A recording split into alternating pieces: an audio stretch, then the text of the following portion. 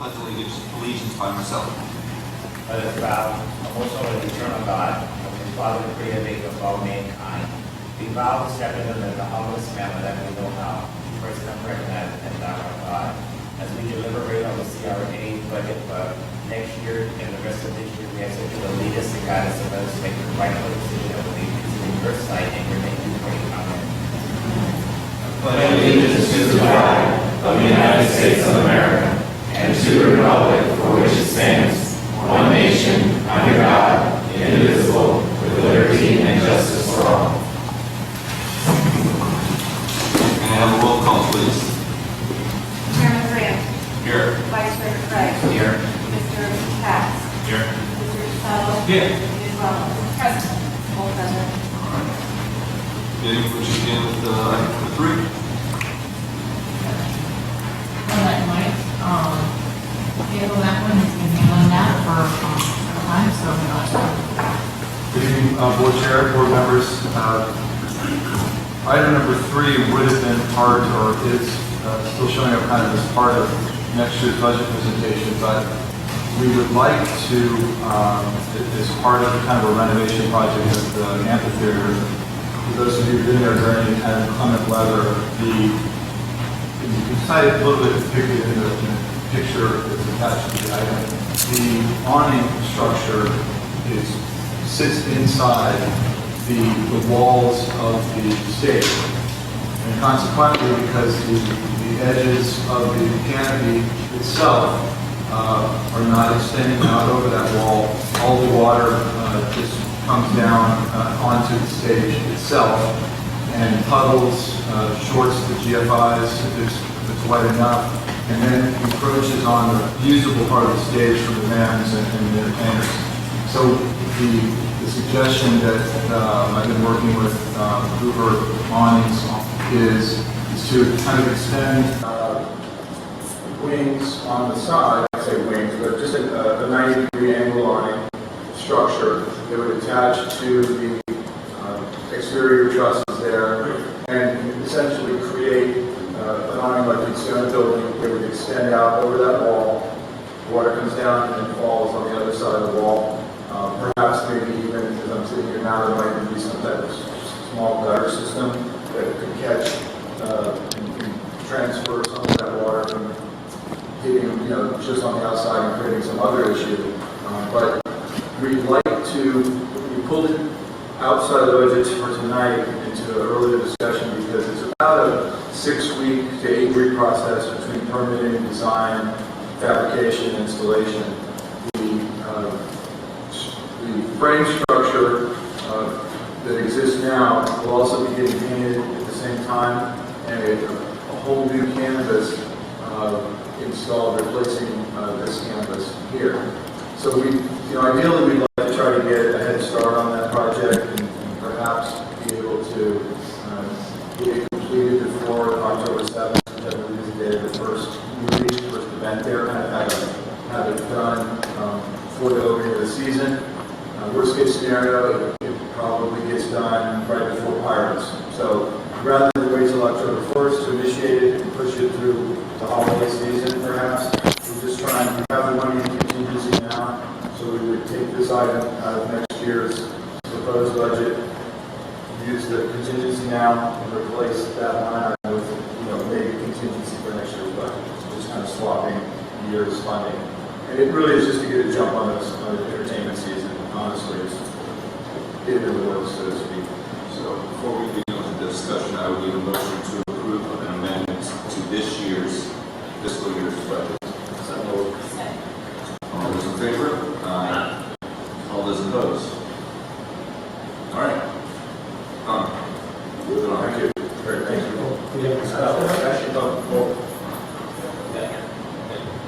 My thing is that, first of all, I appreciate you bringing it to us, but I just said it can give us the joy, so we'll see what we're voting on. I hear what you're saying about wings, and, I'm down. Well, here's what I would do is that, there's only a couple things that can be done, and I did try my best to create kind of the illusion of what they're going to be building. But if you don't mind giving up, what would happen is that it would attach to the top of this truss at the bottom and come out 90-degree angle, just like you can see like on King Kelly's or any other kind of porch angled canopy. So it would extend out, if you will, as it goes, this 4 or 5 foot distance between this pole and the wall. So it's not an extreme, Star Trek expansion. It was just enough to get it to extend out over the wall. I'm sure perhaps 12 inches or so over the wall, and it would run back. And the ultimate, whoever we pick for the design, that may not be the best spot for it. That's my concern as well. But I think if we don't do it, we're going to lose a year to 2 years of, Okay, let's put it this way. The ratio of the money you lost to employment revenue, does that justify the 52,000? Will it equal the 52,000 rate? Probably not, but we had a lot of concerts, we had events last year, and then the rain came and it was wrong. What would you say, how much revenue do you think you lost because of it?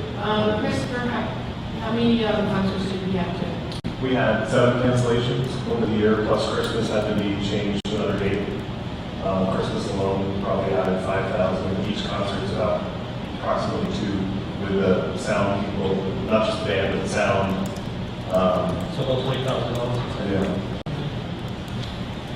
And additionally, in speaking with Jeff Livergood, this is identified on their kind of wish list of they got to get the wall painted. It's on the schedule of maintenance to paint the wall, to paint the frame structure, and they ideally wanted to replace the existing canvas. So we were on parallel thoughts, but ours was a renovation and theirs was a maintenance. So something would have to be done to it between now and, let's say, that 2 or 3 year period.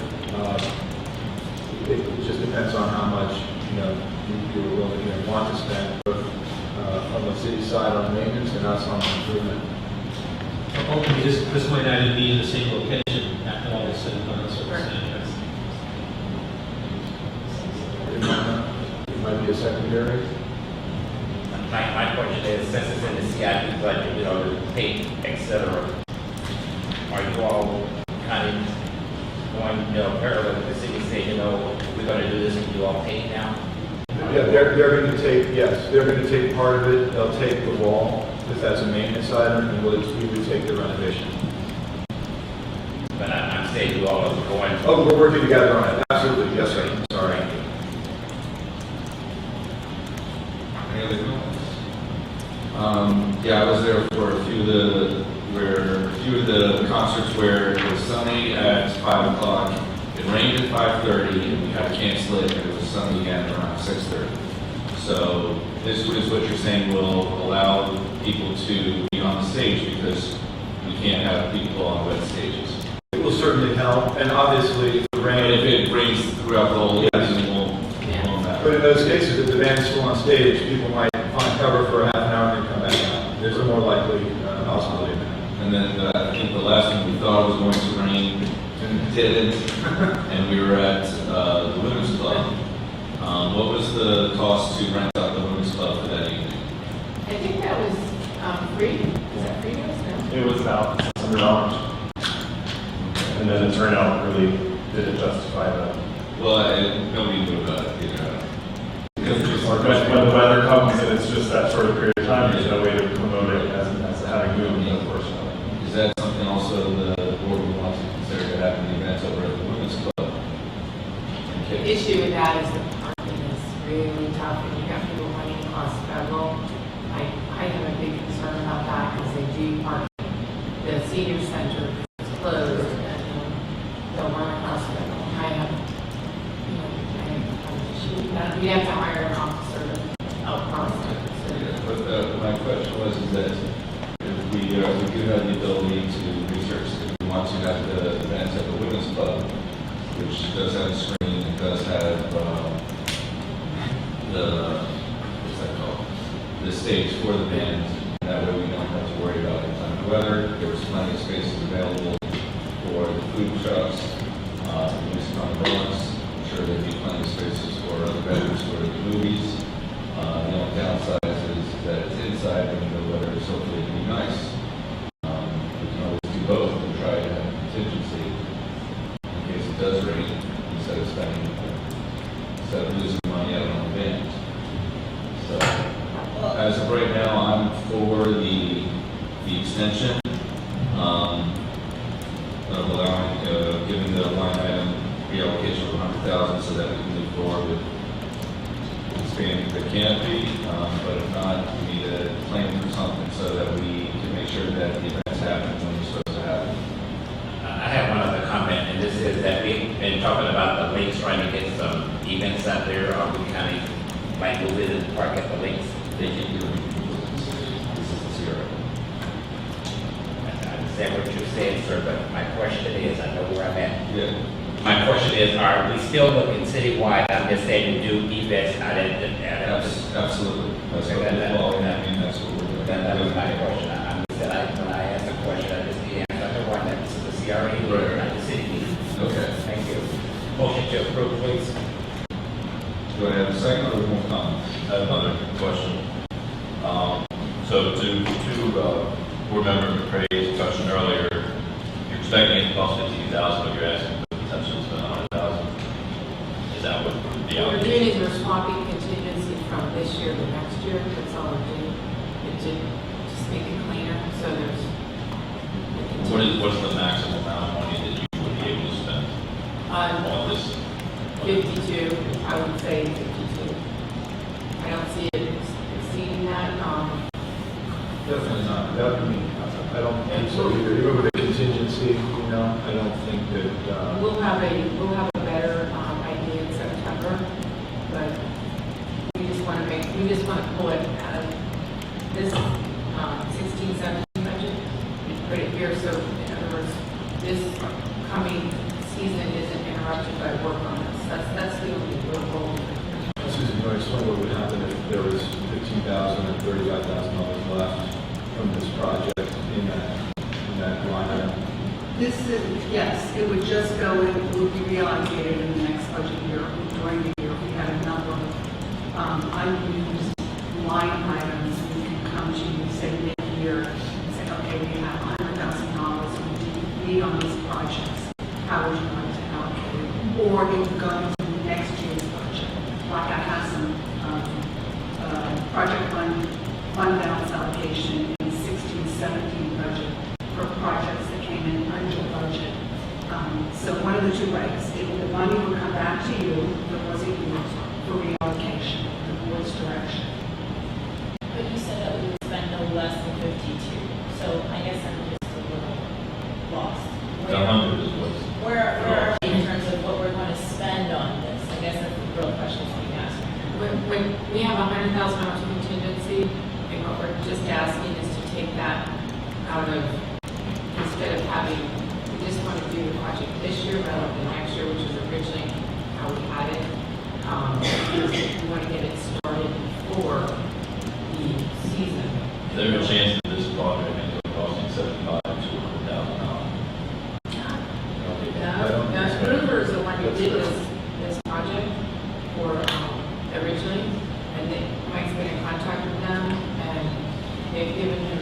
The proposal we have is a good proposal, unless we were to alter in some way, which we can limit that alteration based on the budget you give us. It would just happen to be the same line item amounts, and we wanted to have a float for contingency, but if you wanted to limit it to 75 or 65 and say do what you can at this amount, you can do, you frees up 25 to do something else. And that's next the year. proposal right there. Yeah, we're not. So then that gives us contingency for the design changes, anything that they need to fix, if they break a light while they're up there, we have lights up there, it's big Yeah, lights. and at one time we thought we could move those lights down to a lower level and maybe wrap the top, so we'd have to leave some money in there for electric. But again, we can limit the amount of improvements and renovation to a budget that you determine to be better than, our suggestions for sure.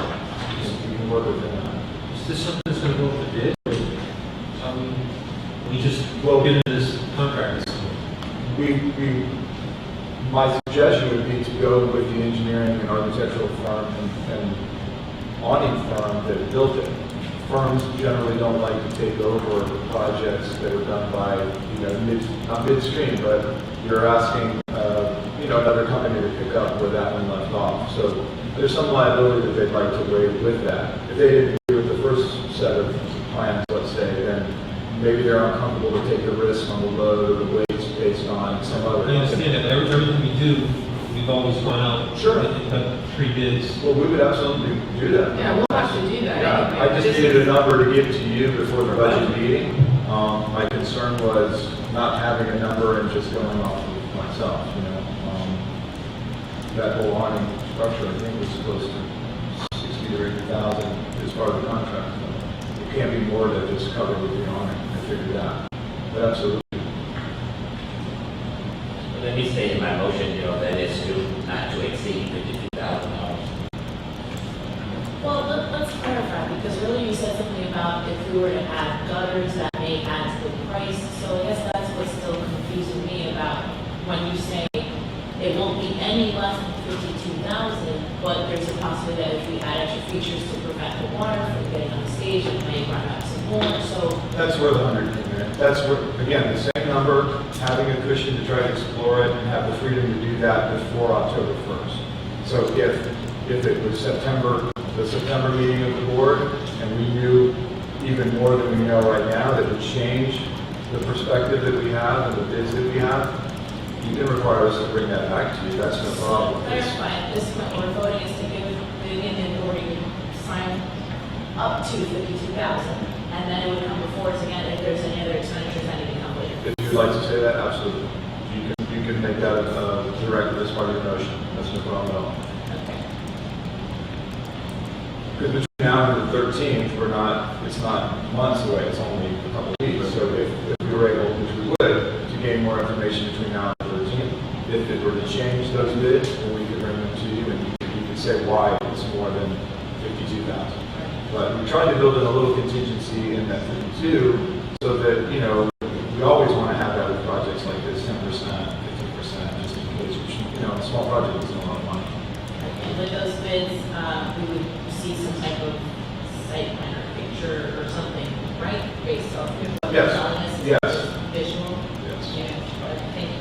Well, the estimated contract and the Uber thing, I'm just saying, it came to 45,000, and you said 52, that's like $7,000 leeway, so I'm still going to let it stay at $2,000. So the motion on the board for approval of, it was $2,000. Yeah, that's the description. So do I hear a second? Second. All those in favor? Aye. All those opposed? Motion passed for allocation of $2,000. Thank you. Just point of information, we're going to get other bids on this also. Yes. Yes, sir. Thank you.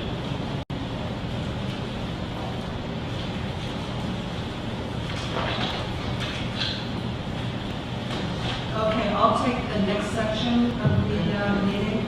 State your name. Susan Harris, Finance Director. You have your budget in front of you. I just want to explain the structure before we go forward and talk about details. You have the first section is the executive summary. It encapsulates the meat of the entire budget in these charts. So we're going to go through these in detail in just a moment or so. The next section, the work plan for 2016-17, gives you a nice narrative, pictures, and some proposed budget amounts for the new projects that we have in your consideration, such as the Boynton Beach Park, the Dog Park, etc. The budget overview gives the standard charts that I present to you each year. It's got really good detail on the CRA property values from way back towards the beginning and how our tax increment revenue has grown over the years. It's got information on how our tax increment revenue is calculated. It has details on special events, details on the marketing program. It has our salary information, organizational charts, and also the anticipated fund balance that we believe we'll have in the next year's audit, the audit for September 30, 2016. The next three sections are the funds that we have, the general fund, project fund, and service fund. There's a lot of detail. Each department is broken out, and you'll see all the departmental information from salaries to travel to subscriptions to memberships to printing costs. And just like the city, it's all detailed in those individual departmental budgets. On the bottom, maybe you should give you the main reason for either an increase or a decrease on those charts. And the debt service fund, which is the last one, just gives you a schedule of debt service, which is a flat $2.9 million versus last year. So we're going to start with the executive summary. And the first chart, Teresa, which is page 3, tells you how we're doing this. The budget reviews have already been gone through by the advisory board. There's recommendations. It's an agenda item that we'll discuss after we go through the budget. This budget meeting is for your review and revisions to the budget. We'll bring it back to the CRA board at your September meeting with any changes that you propose tonight for review and approval. And then it goes to the City Commission on September 20th for review and ratification of the budget. Chart number 2 gives an overview of how the money flows into us. Our two sources of revenue for tax income revenue are the City of Boynton Beach and Palm Beach County. From there, that money is deposited into our general fund, and there it gets transferred out for the project fund and to pay our debt and the debt service fund. And when we receive the money, we receive it as a one-time payment in December of each year, which means that we have a gap from October to December that we have to fund to keep the operations going. And there is working capital that is included in our cash, so we have those funds available to keep operating. Because we don't ever want to be in a position where we have to borrow money and pay interest on it to just operate. Chart number 3, which is page 5, tells us the major budget factors going into 16 and 17. In the general fund, our tax income and revenue is going up 11% or about $1 million because our property values have increased 8%. And what increased in the CRA district? Well, residential homes and condos went up by 11%. I'm talking about property values, and this is information from the property appraiser. Commercial properties went up 9%, and industrial went up by 9%. So we got a nice 8% increase, which resulted in $1 million in tax income and revenue, on the assumption that the city and the county retain the millage rate that was discussed in your budget meetings. We have a fund balance allocation of $835,000, and what that is, it's money after the audit. We know if we have any excess cash in the general fund that needs to be reallocated. This past fiscal year, we had $835,000. We have a resolution in place for self-funded insurance reserve, and that's 20% of any of the money that's left over at the end of the year. The reason for that is insurance has changed over the past 3 years, and this is specific, should be specific to the marina, although it could cover other areas. If there was a catastrophe at our marina, the items underwater, like the seawall, electricity, things underwater are no longer covered by insurance. It's only up from the water. So that exposure to us is about $600,000. So we want to have funds set aside in the event that there is something that we have to fund. Susan, I have a question. Is that in our general account or is that in a separate account and a different thing? Not a separate account, it's in our general account. The remainder of $668,000 gets transferred to the project fund for your consideration and allocation, which we'll discuss tonight. Now, where did that money come? We have a nice bump up, and that's because the property appraiser at the mid-year will certify the tax rolls for the previous year based on any challenges they get to taxes, individual taxes.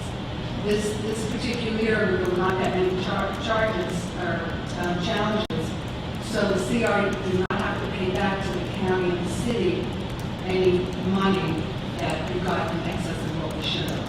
If that makes sense to you all.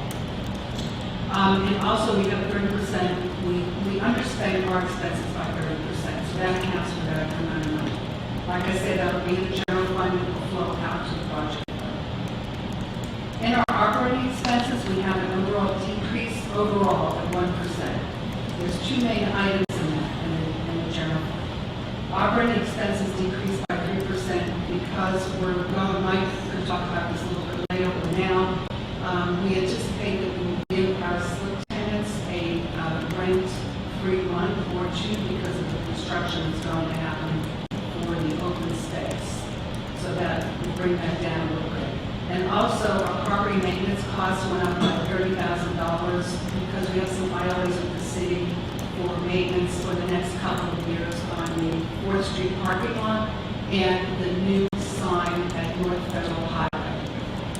I'm sorry to stop you. You said rent-free month open for the open space project. Is that around the marina, the server? Yes, correct. Okay. It has nothing to do with the condo over there. No. Okay.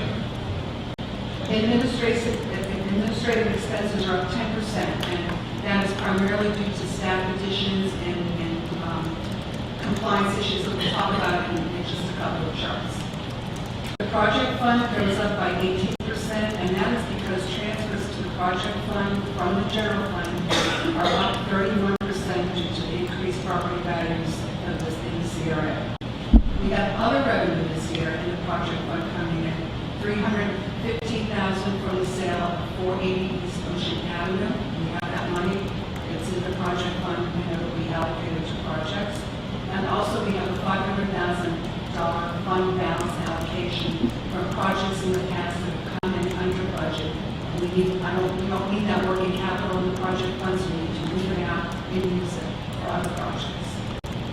We have $2.5 million in new redevelopment projects that Vivian will discuss in detail. We have $1.3 million for contractual developer incentive payments, meaning payments that we're obligated to make to Costa Costa, Seagull Cove, Walmart, and the Preserve.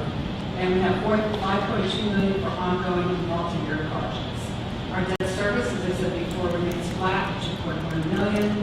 And we're estimating our fund balance in the general fund at the end of this audit year, which we really won't until January 2017, to be about $250,000. And again, once we know that number, we'll either come to you mid-year or come to you at budget time to allocate those funds. So you're saying that the audit will be completed in January?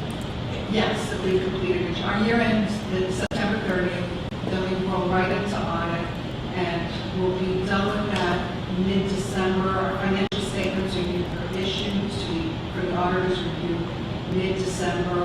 They have to review the financial statements based on their audit, and then the audit gets issued. And it's usually issued, well, it's always issued after the board meeting, so we really won't know.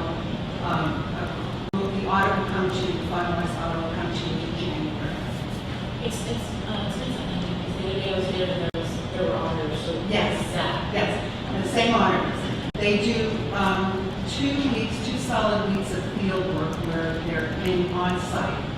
1 week in August and 1 week in November, usually the week before Thanksgiving. That's for them to be at site, to talk to people, to look at our records, to ask questions. They also ask questions of the city, either sometimes payroll, but mostly IT, because we have agreements with the city for both payroll and IT services. In addition to benefits, so we'll talk to them if they need to, and then they'll pull whatever records they have a complete printout of our general ledger and access to all records. And it's not just our financial records, but it's our HR records, our contracts. Really, they're very thorough. And I think I'm pretty sure the city goes through the same process. They have a different auditor, but it makes it a little easier if they come out 1 week in August and then they go through July 30th. And then when they come in November, we'll pick up from July 30th through the current time, the end of the fiscal year, and anything we've done in October until we get there.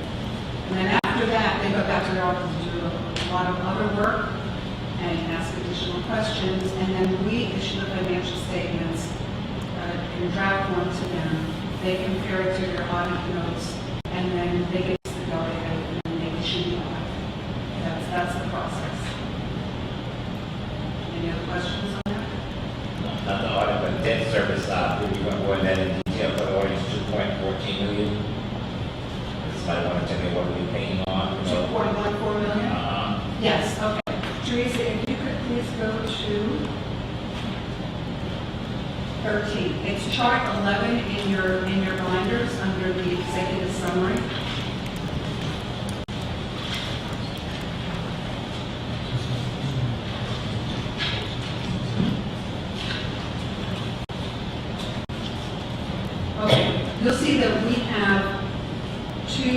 bond issuances. Both of these bonds were refunded, one in 2012 and one in 2015, to take advantage of the lower interest rates. One is PNC Bank and the other is the EBT. So you'll see the debt service that has to be paid year by year. For example, in 2016 and 17, our debt service is the 2.1 million that I discussed previously. So total, we owe total over the next 10 years, $21.7 million. Principal is 18.7 of that 21 million, and interest is almost $3 million. That makes up the payments we have to make during the next 10 years. An example of what projects that we spend, some of this money on. Yes. Okay. Teresa, if you could go to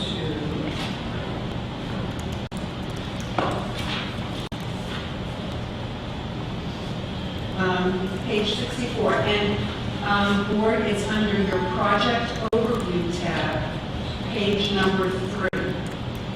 Is that the project funds? No, it's under budget overview tab, Thank you. page number 3, at the bottom.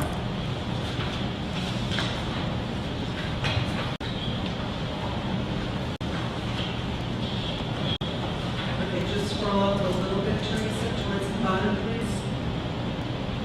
There we go. Footnote B, projects funded through bonds. This is in general. The Boynton Beach Boulevard Extension Promenade Walkway, $10 million. That was back, I believe, in 2004. If that wasn't funded by the CRA and Boynton Beach Boulevard extended, Marina Village would not be there today. That was necessary.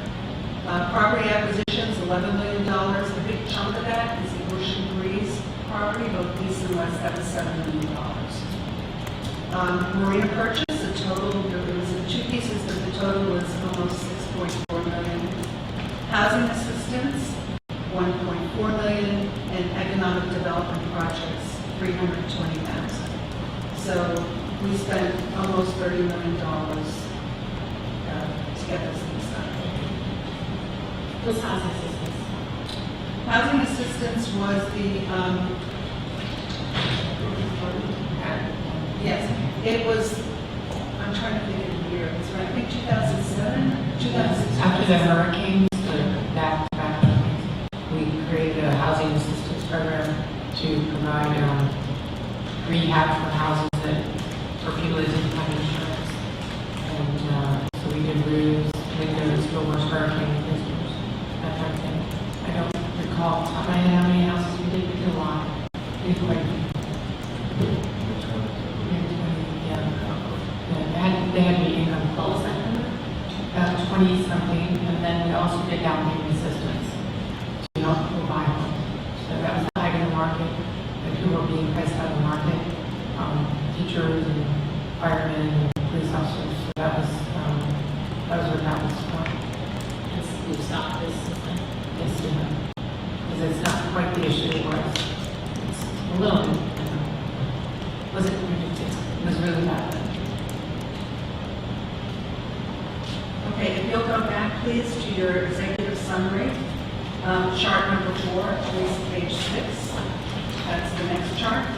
This gives you a breakdown of our property values over the past this fiscal year, next fiscal year. You'll see at the top of the chart, we have gone up 8% in our property values. And again, our tax income and revenue, and I broke down between what the city gives us and the county gives us, went up from 9.5 to 10.6, a nice bump of 11%. The next chart, chart 5, is a visual overview. It's a graphic. Our general fund budget is $12 million. 55% is flowing right out to project funds, $6.6 million for projects. Debt service is 18%, or $2.1 million. And operating expenses are $2.2 million plus $1 million for the marina, for a total of $3.2, or 27%. Chart number 6 gives a general fund overview. The top is our revenues.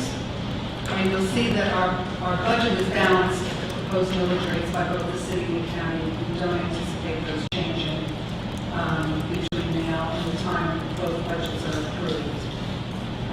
Again, we have the marina going down a little bit based on a couple factors. We anticipate getting rent abatement, and also there was some reduction in marina revenues because we have lots of rainy weekends when people book the most. And rent abatement, that would have to be voted by the board, obviously. Absolutely, yes, sir.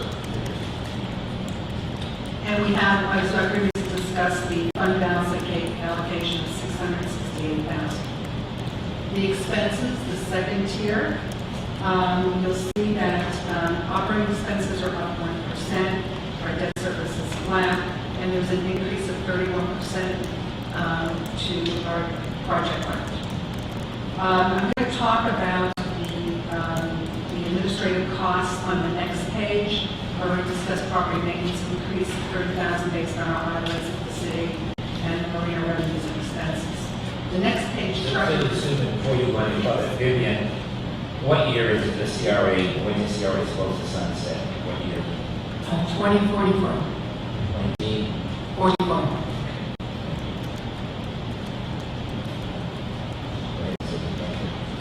Chart number 7 gives us a breakdown of the main reasons in the administrative, in the salary expenses. You'll see the top is $3,191. That's because there's been a change in the federal law for how non-exempt overtime is calculated in the salary that has to be calculated on, which went way up. So we have one new employee who is non-exempt, so I have to budget some overtime in the event that it gets utilized. Municipalities can use comp time for overtime payment, and we will do so, but federal law says that if they work more than 240 hours, you can't do more than 240 hours in comp time. You have to pay them after that, and that's what this budget line item is for. It may or may not be used, we'll just have to see, but have to have it in the budget. Part-time labor is new to our salary line this year, and that's because we have a lot of independent contractors, but we do have, particularly during pirates and sometimes during the year, we do have part-time labor that comes in, and they're really not 1099 independent contractors. They come in, they do work at our direction, they use our equipment, they're supervised by us, so that really qualifies them as a part-time employee. So they should be going through our payroll, and they should be paying taxes. No benefits, of course, but based on what we've been paying, $15 an hour, I'm just estimating a 20-hour work week for 9 months, for a total of, with taxes, $12,595. Again, we may not use all that, but it has to be in the budget so that we do use it. We are. Before you move on, this part-time, is this for one person or is this multiple people? It could be multiple people. So it doesn't necessarily mean 9 months, it could be for 3 people over 3 months. Correct. Yes. We are proposing the addition of an administrative assistant at a base salary of $35,000 with taxes, benefits, that would be $56,000. Why do we need an administrative assistant? This has been on our organization chart for many, many years, but we have no administrative support. We have a lot of additional work because of the advisory board. Teresa is she's wearing about 9 different hats. Not only is she doing her economic development, she's doing all the administrative work for the office. She's doing real estate, which she calls real estate transactions with Mike and Louie. It's just too much work. And we need somebody in the office to really support us administratively. This administrative assistant limits to 40 hours a week, otherwise she gets overtime. Yes. My question is, Susan, if we did not have the credit board in place, would we still need this employee? I would say probably not. We were doing it before. It's definitely a much big. We basically do these meetings twice a month, produce these packets twice a month. So yeah, we need it. That's not the answer to this question. No, it's not. The question was, if we disbanded the crowd advisory board, would we need administrative assistants? And my answer is probably not. Probably not. said just a minute ago that you've been needing this for years. Cranboy just got established, so No, What- what what's Susan there? said was it's been on administrative chart for years, which shows a need. unfilled. Well, it's been our work chart. We did have an administrative assistant once upon a time. When the economy started to go down, we had to reduce staff. That was a lot. So the issue I'm having with this discussion is that you're tying in this administrative assistant with the newly formed Cranboy. I don't buy into that, that's all I'm saying. We're tying it into the workload.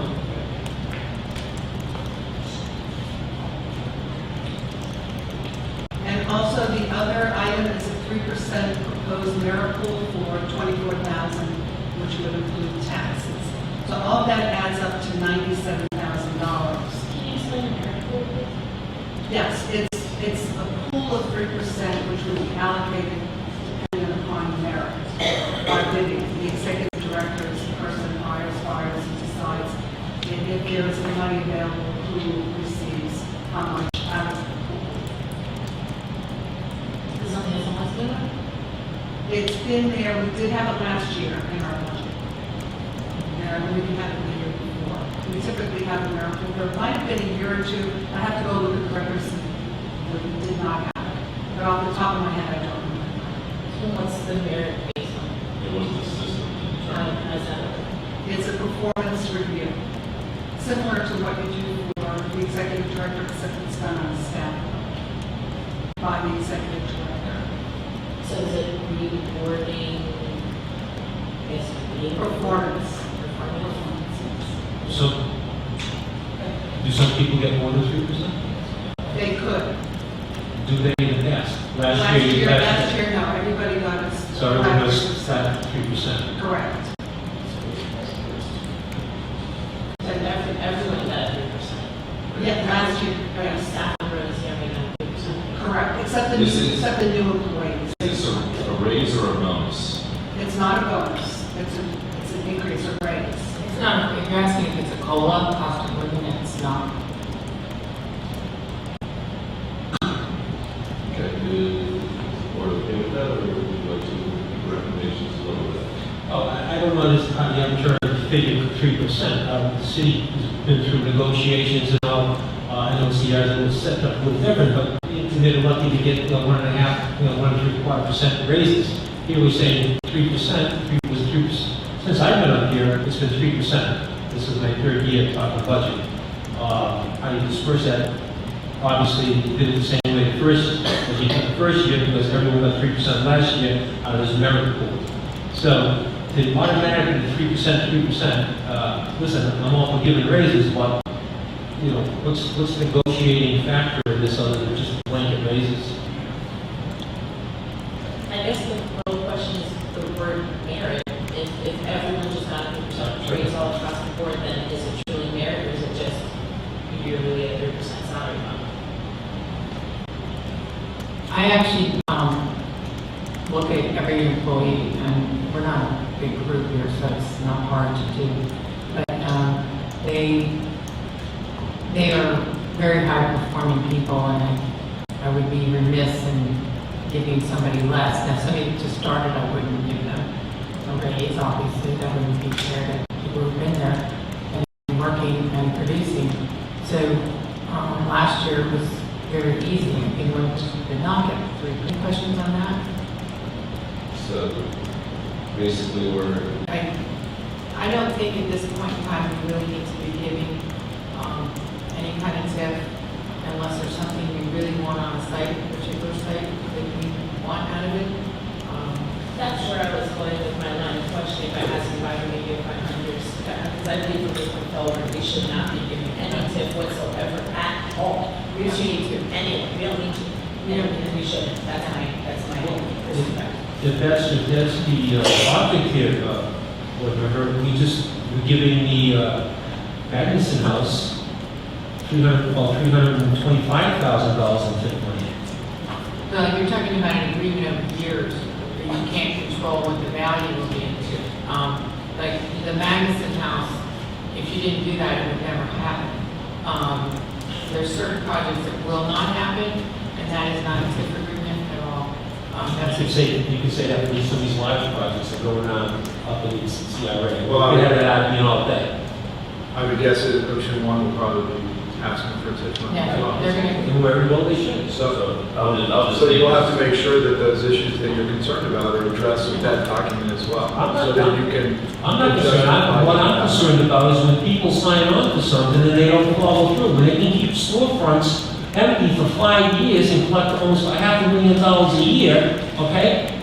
That's where I have a problem. Let's put your feet to the fire and hold them accordingly to what they signed on for. well, the document says, The document.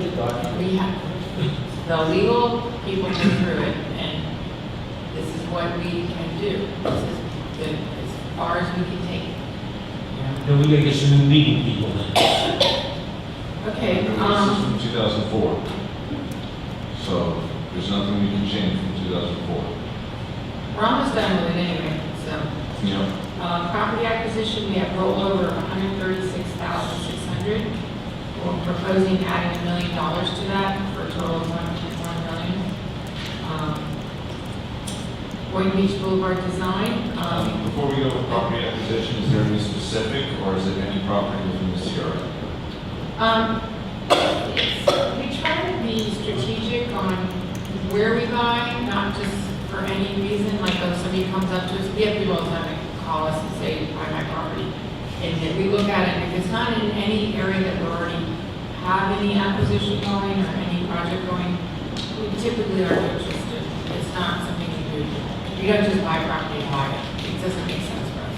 I mean, the issue I have is that there's, plenty of homes that are slum blighted, and, they're just waiting to be torn down because of the condemned.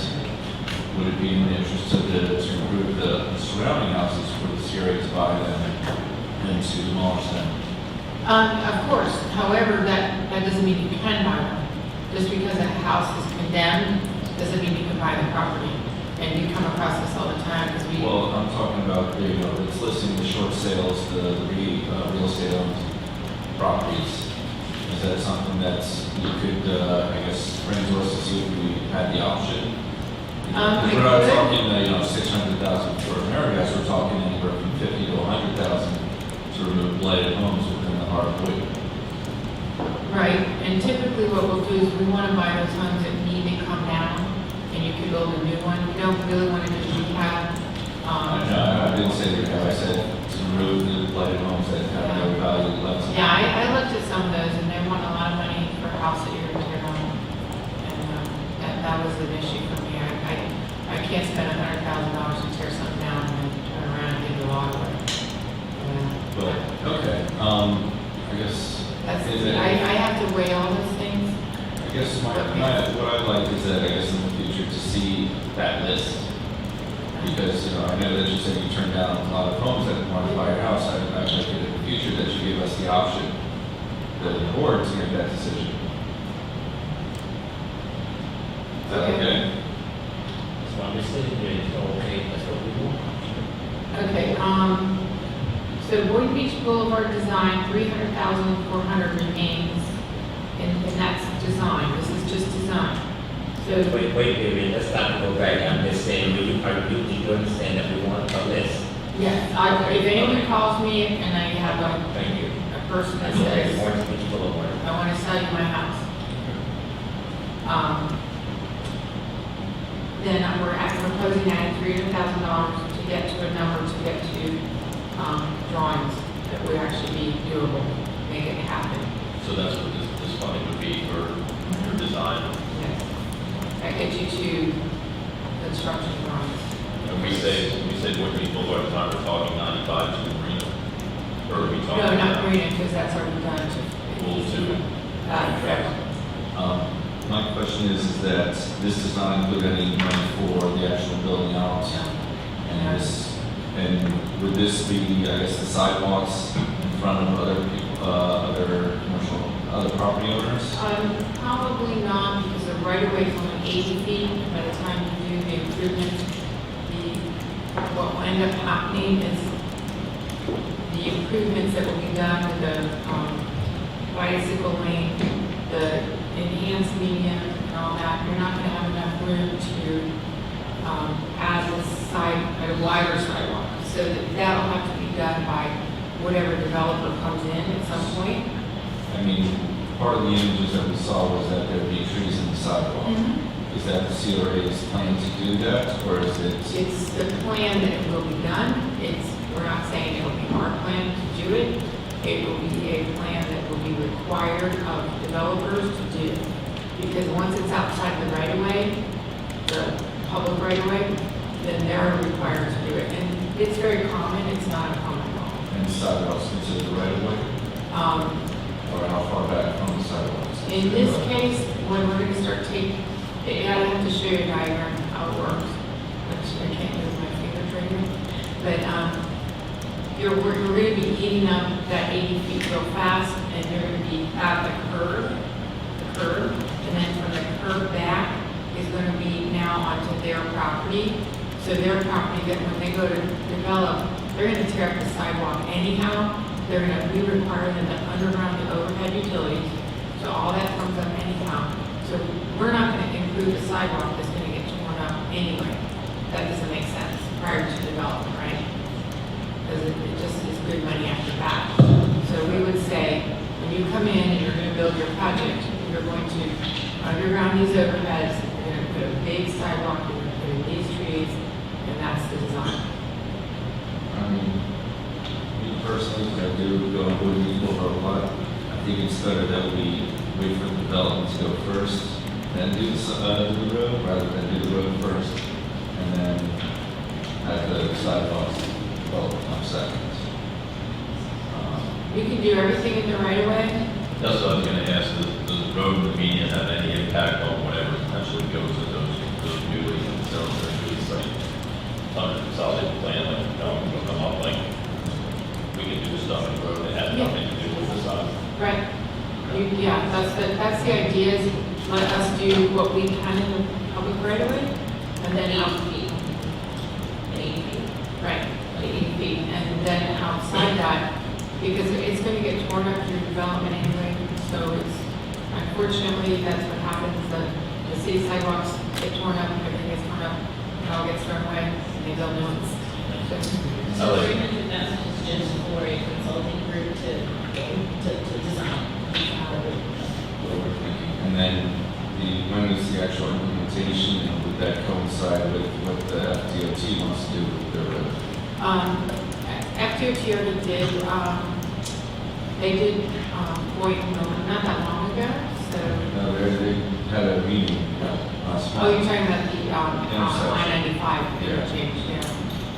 We have, I gave Lori a letter that we don't want that turn lane on Seacrest because that'll mess it up.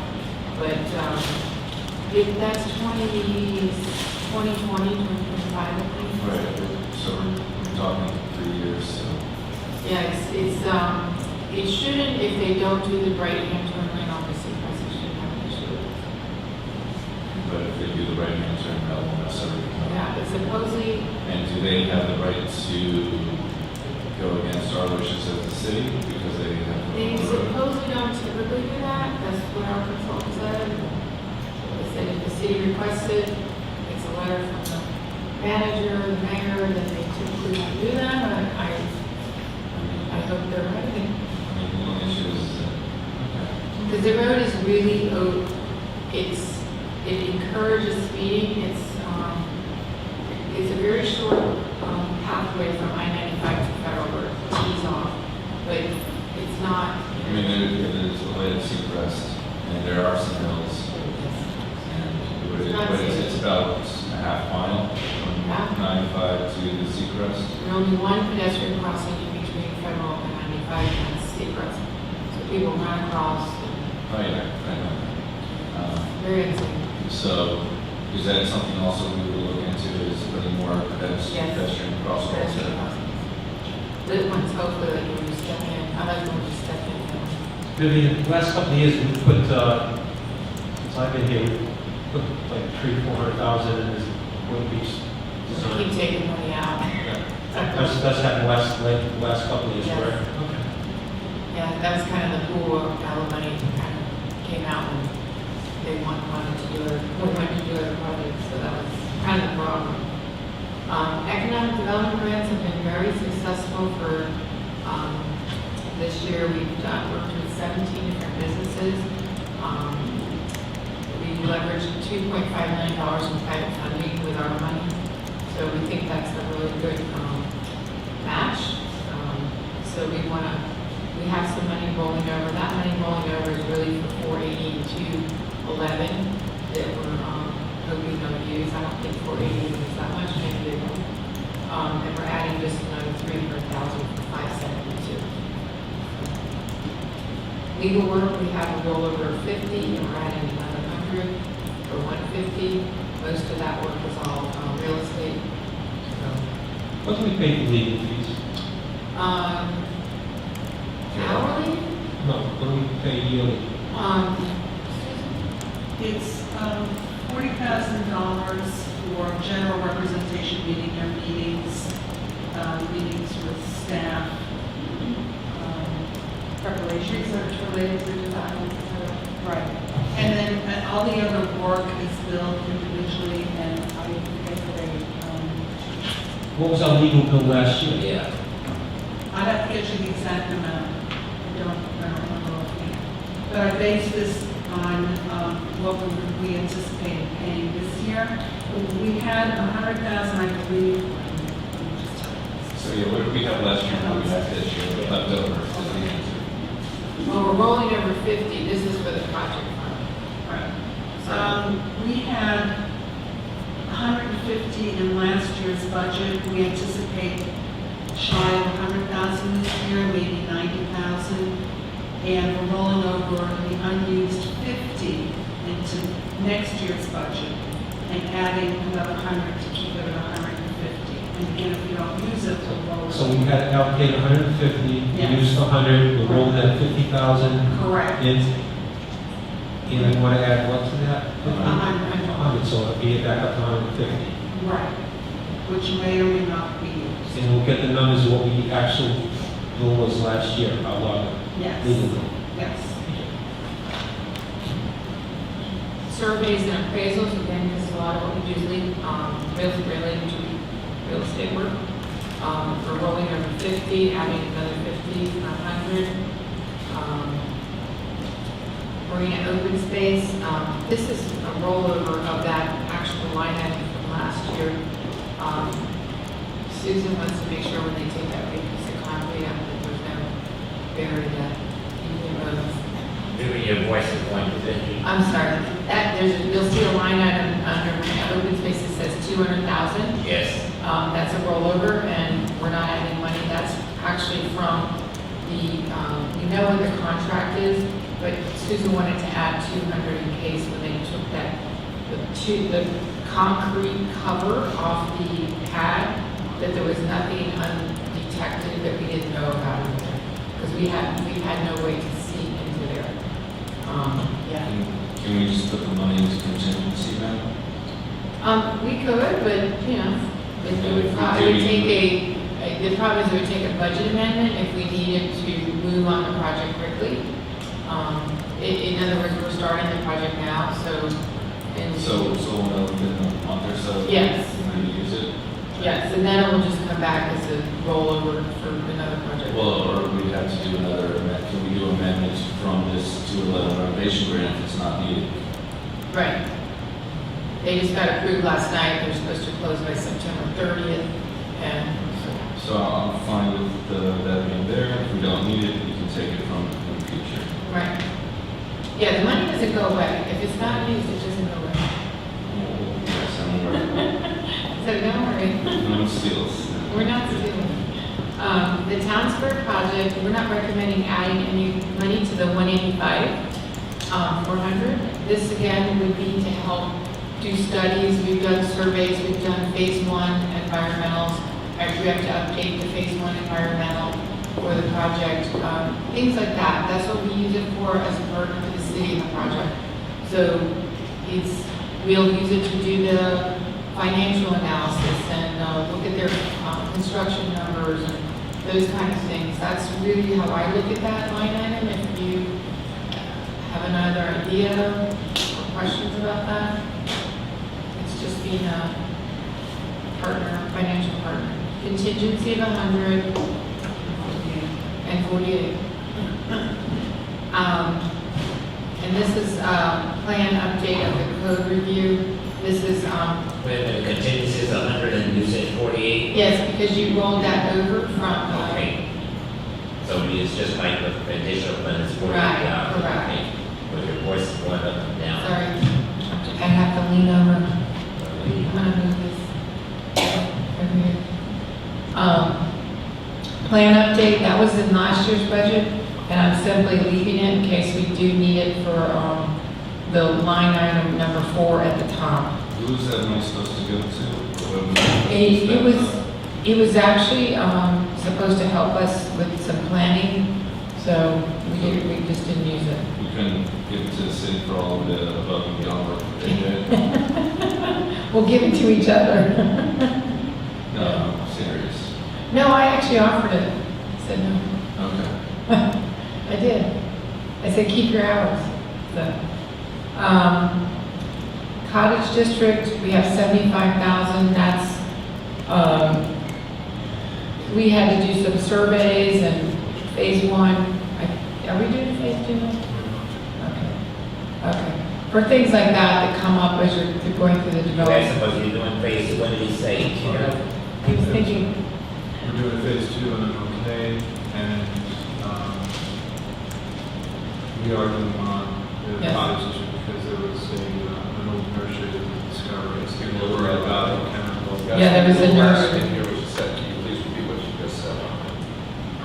We are doing a phase 2 for the cottage district properties because during the phase 1, there was evidence of a nursery that was on the property and that triggers concerns for agricultural pesticides and fertilizers and things. It's just one of the things that they note when they find certain elements to a piece of property, like a gas station was on it, or even across the street. They might suggest during phase 2, make sure that there isn't any contamination. As an owner, we want to make sure that we're not selling property that we do not know and did not do the due diligence of the cleanup. So it's a phase 2 environmental study, and this, it's a, tree nursery, not a children's.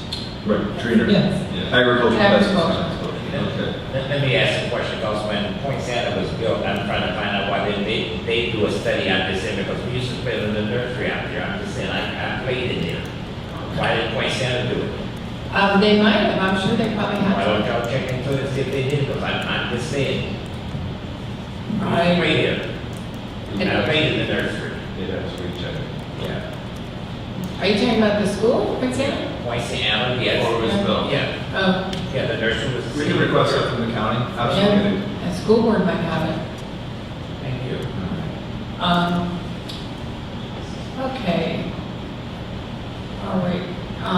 Community planning, economic development meetings. These are meetings that we would have with the community, as we've held quite a few lately, as you're aware. So we simply keep a line item to do that, bring snacks, set up the room. I'd like to propose one for the MLK development on CRA property, because we're moving the $75,000 to that from the pocket park. So I was wondering if we could plan to, and I guess it's coming from 25,000, but if you have a community meeting for District 2 to figure out what they want, Okay. use that $75,000 for. Could you define what they want? No, because I don't know what they want. Well, in regards to, So say sandwiches, snacks? No. The issue is that moving forward, how are we going to help the community in District 2? This is kind of what the purpose of that meeting. It's kind of. I think that'd be a good suggestion for each individual district, not just one individual. So that's a good idea for 4 districts, not just one yet. Well, there's only 2 in the CRA. I mean, in general, like. Oh, yeah. So there you go. We can talk in the city or CRA in the other districts as well. Okay, let me see if I'm following you. Because I thought you had moved that 75 into the MLK corridor. On the CRA property. So we're not. So now you're talking about having a meeting about Okay, I'm not requesting from those funds that that type of meeting be scheduled. okay, so you want to have, Let me go ahead and say, you know, we have meetings, we tell you all what we want, you write it down and stuff, and then when they come back, now what do you want again? I'm just saying, we're being treated like stepchildren over there, I'm sorry. We write it down, we tell you all, then we have to have another meeting to retell you again, then we have to have another meeting to retell you again. Is anybody listening to us? okay. I don't know, what was the last meeting in District 2 with the CRA?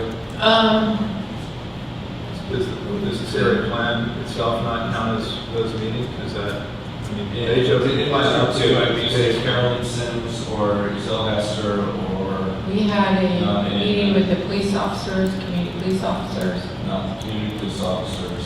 Well, it was a community meeting, like invited, sent out to all. Okay, yeah, so. We did a mailer to That was back everybody. in April, correct? Yeah.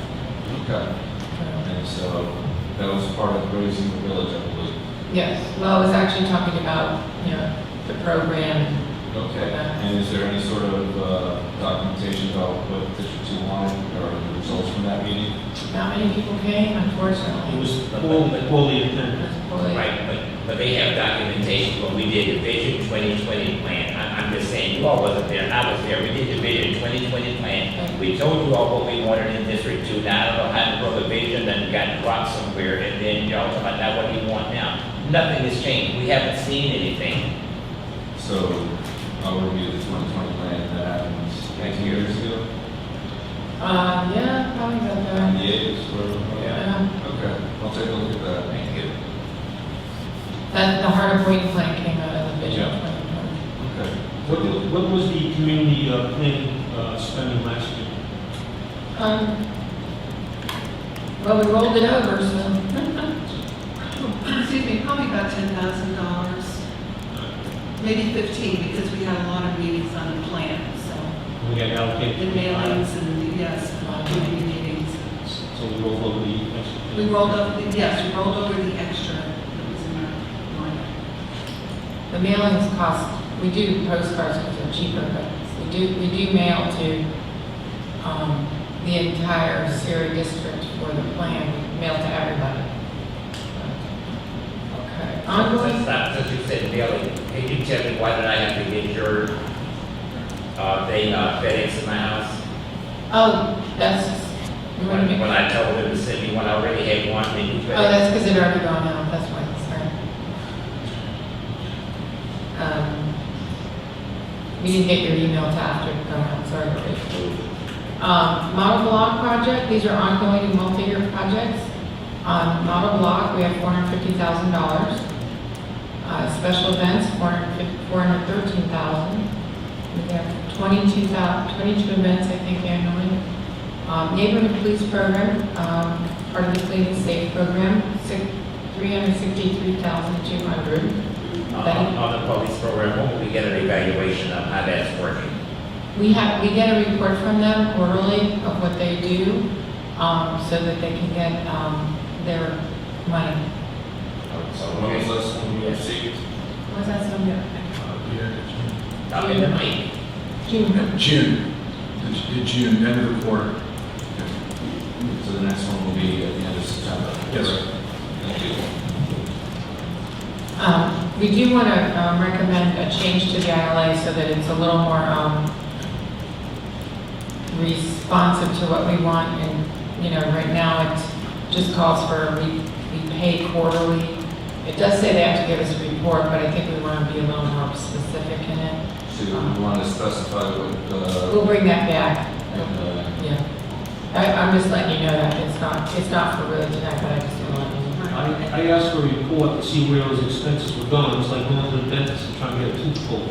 And it took me Yeah. about 2 weeks to get that report so they could break that down. I think this needs to be more transparent. Well, that's why we want to get a different ILA that talks about what did you spend the money on? Because they're just billing us, like they divide the money times 4 and bill us. So I think it's just a more of a communication issue than anything. And also in the police program, there's a change this year that we'd like to add another officer to the program.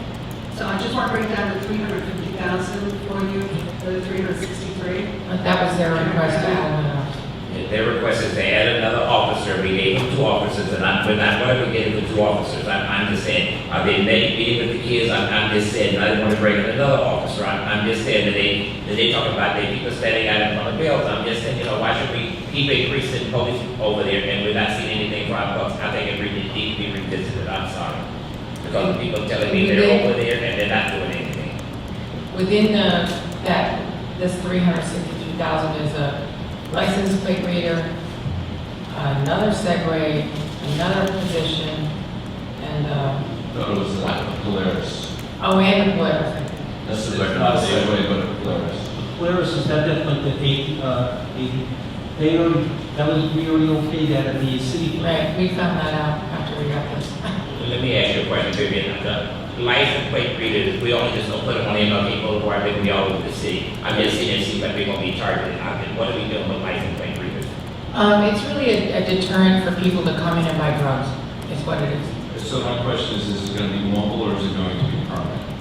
That would really be up to the officers. Again, I'm not an officer, I'm not a, So is there money in the budget for Yes. mobile readers? yeah, it could be mobile, it could be stationary. It's really it's, in my mind, the issue is if there are people standing out there selling drugs, let's stop the people from coming to buy the drugs. Correct. But that's, if they feel like, oh, someone's gonna watch my license, and you're correct, Vice Mayor, that it is people coming from outside the community to buy drugs, absolutely. So if there's a drug problem, why don't we increase patrolling down there? Why do we need license plate readers when we just increase the patrol? It's a tool. I mean, I think if you're doing the same thing over and over again and not getting success, you should try different things. I'm a big believer in that. Well, it sounds like through this discussion we haven't been, we're not having much success down in that area. Because you don't have people patrolling when they need, they Well, simply that's- work well, by that was themselves. back to my- You have to call them when you want them to come. Oh, that goes back to my They- original statement. Why aren't we having that, those special patrols? There's step children in District 2. I don't know. That's really a policing question. How much of that 363 is for the license plate readers? I'm sorry. How much of that 363 was?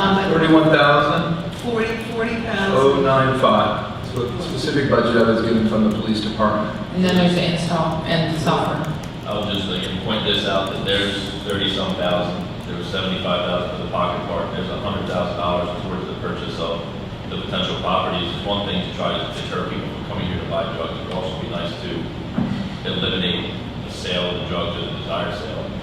So it is, items like this and the 75, we can cobble together a good chunk of money to defray some of the costs of acquiring that property, and I truly believe, and it's fairly common consensus that would go much farther, further, than stationing a license plate reader, which I do agree with, Vice Chair, that looks like you're targeting population, whereas if we eliminate the source of the problem, then license plate reader would really have no purpose.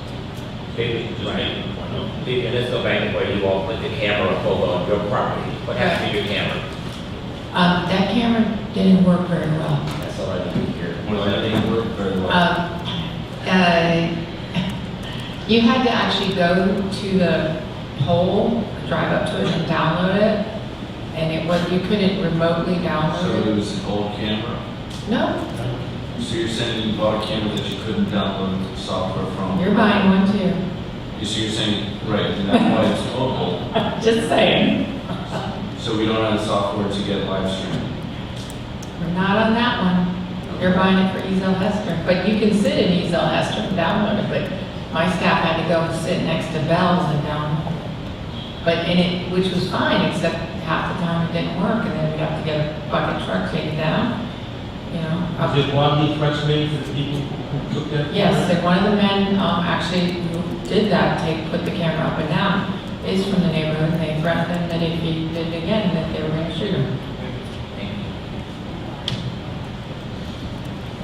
My experience with the license plate readers is that they do work, they do deter, they do catch criminals. And so, if we know that there is certain people coming into the neighborhood to buy drugs, we can catch them because we know that we can get their tag to find out who they are. And that way we can do a strategic bust rather than try to catch them in the act, which it seems that it's extremely hard to do, otherwise we'd be doing more. Let's ask the assistant chief, when they're taking it on this, why we're having that problem down there, why we can't get a handle on it. Good evening, are you speaking about the issue at Bell's? Bells, the drug problem, why do we need a license plate here? Cherry Hill as well. I'm sorry, what was it? Cherry Hill as well. Okay, thank you for the clarification. We have updated the nuisance abatement ordinance that is going to be going before you, hopefully September 8th, for you to weigh in on for its first reading and public comment. That will give us the teeth that we need to start addressing a lot of the issues when it comes to non-compliant business owners when dealing with nuisance properties. This is something that we discussed during the strategic planning a couple months ago, or maybe a month ago. So, you not seeing the effects of law enforcement efforts is not by the lack of our willingness to perform. It has to do with the lack of a legislative mechanism, which will come in the form of this code ordinance, again, this nuisance ordinance that will be coming to you. So I can't give you an answer going forward of what will occur, but I can tell you what we have done to this point to try and rectify the situation at Bell's and the drug sales and other properties that you mentioned. Is it your belief that we acquired and change what those, the two properties by that owner are those two new stores that would have no differences out? Yes, that's right. Do we have a nuisance abatement policy before the order? Yes. Yeah, it's not nearly, we've been looking at best practices, and Vanessa has been communicating quite a bit with West Palm, and they have a pretty strong good nuisance abatement ordinance that we're gonna bring forward for you to consider as a model that just gives us more, again, teeth. I haven't seen the details of it. We're still taking it through legal review to make sure it's something we can do. But yeah, it'll strengthen it. Stop, let me ask a question. I remember voting some years ago on a nuisance abatement for the city of Boynton. Did we have one in place before? Yes. Okay, thank you. You know, I just, you know, in the future, when I went on meetings, you should share some of this information that's coming down the pipeline. Not give a lot of detail, but share some of the information so we don't get these situations all of a sudden they lay this at us like, oh, really? I don't have the information myself yet to tell you. I'm waiting for it from staff, and then as soon as I'm informed and can have a conversation with you that I know what I'm saying, I will absolutely do that. I haven't even seen it yet, so it's coming. But that's, you know, it's just something I'm really not prepared to discuss with you just yet because I really haven't seen it myself yet. But you would as soon as I do. Thank you.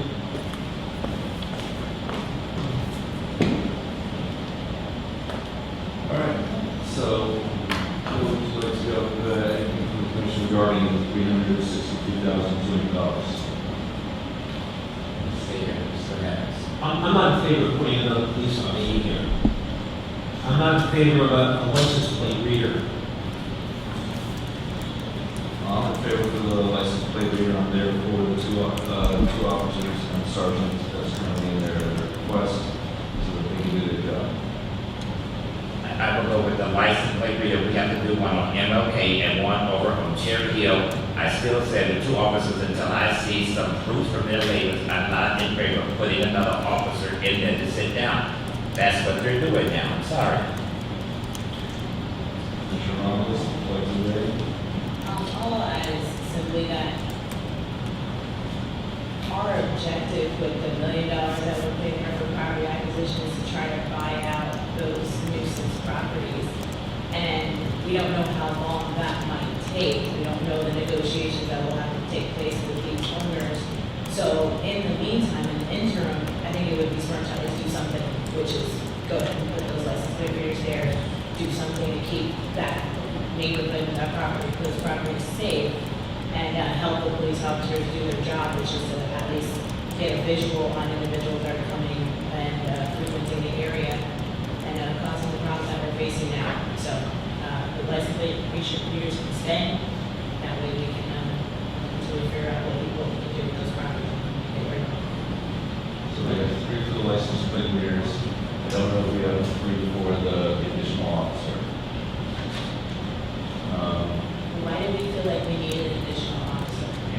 They requested that. They. I'm sorry, the officers. Also, the Polaris is on there now too, that 13,000 is on too, correct? Yes, there's a Polaris.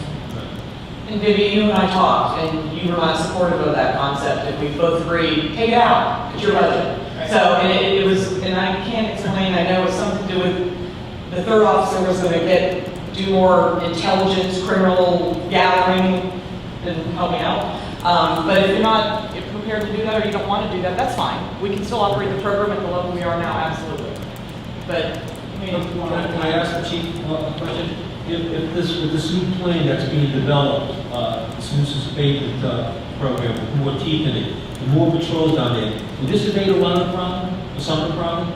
Certainly, and that was going to be the goal of the third officer, but as Lori mentioned, we had already discussed with Vivian that the third officer wasn't going to be supported, so I'm surprised actually to even see it on the budget for us to even discuss. So, Thank you. I was giving the option. Okay, so, move the officer, and I'd like the extra money to go either to the license plate readers, or would you want to move that to contingency? I'd like to move it towards self-plan, to purchase these convenience stores. All of this stuff is good and well in the interim, but if we have no plan for this, like, I think it's just my personal opinion that we need to start socking away money to bite the bullet on this property, because they're asking for an absurd amount of money, but at some point, the benefit of getting rid of that convenience store is worth more than the money it would cost to purchase it, and any penny we can spare for whatever, I think should go towards a plan to do such an acquisition of the property. Not buying more bells and whistles that we won't even need to get rid of these properties in the first place. These license plate readers, I'm not opposing them, but they are pointless if you get rid of properties. I think that is the epicenter of the criminal activity down there. It's a drain on the community. It disturbs all the residents who live there and deserve better. And then, buying all this stuff to deal with a problem that doesn't eliminate the problem. I don't want to catch criminals. I want to prevent criminals from even considering coming to that street. So just any money we pull out, my response is towards purchasing those properties. Not anything else. I just want to summarize, so I make sure I have it correct as to what the board wants. No additional officer. The license plate reader is okay, yes? Thank you. We have 3 for the one license plate reader. And Just go ahead. and the extra dollars that are freed up go to the MLK purchase, that $1 million. That'd be allowed. We need more consensus for Commissioner Cass' proposal. Yes. Yes. All right. Thank you. They reached out, tell us people we're interested, and they know we're interested, we've been trying for years, but a short timeline left in the term, that would be a prize in my opinion. I believe for the acquisition and rehabilitation of that land. Well, I hope we get bells, that would be they own 2, they own Cherry Hill and the one on my property. I want to go. Let me go back and state, the license plate reader that we have, will it be just one and stationed in one place, or will it be movable that you all can move it around? Our officers are recommending mobile, so both what they recommend. Can you remotely download this? I'm not sure, I know Vanessa knows more than I do. the license plate reader is housed in the cloud, so yes, it is downloadable to devices live. So we get the intelligence at the moment that the tag registers in the database. And we can relocate it when we want to. Absolutely. So this is not the same as the previous camera, where we had to download it. No. It was a no trespass camera. Yeah, it's a no trespass. So this is a live stream camera. It's not a live streaming, it takes pictures of license plates. So it's a motion activated camera? Yes. Thank you.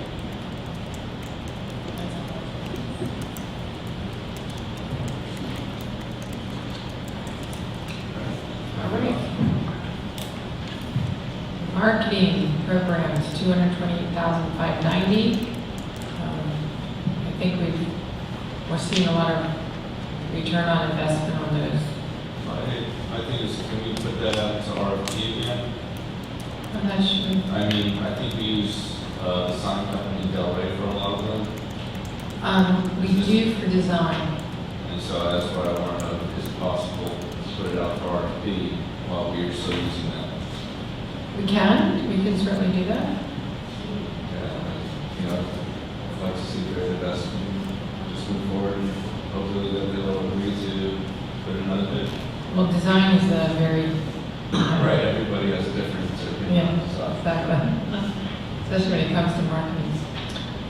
Design and engineering, this is when we want to, like right now, I'm having AmeriGas, I'm having a feasibility analysis done of what could be built there if you all decide that you don't want to use that for Fire Station 1. So I could use that for an as-built appraisal, what would the value of it be? So that would come out of that line, just to give you an idea of what we. How much does that study cost? $1,200. Is it reasonable to think moving forward that there will be a private property, we should conduct some of this study? Rather than spending $700,000 and then not know what it may be. $1,200 seems like a safe informational down payment as to whether or not spending $700 is a good idea. You can do that before if you want to do that. But most of the properties you buy are not typically like that. They're typically ones we're going to tear down and they're blighted. That was obviously blighted. I don't think anyone would disagree that that was blighted. You did say $1,200. Yeah.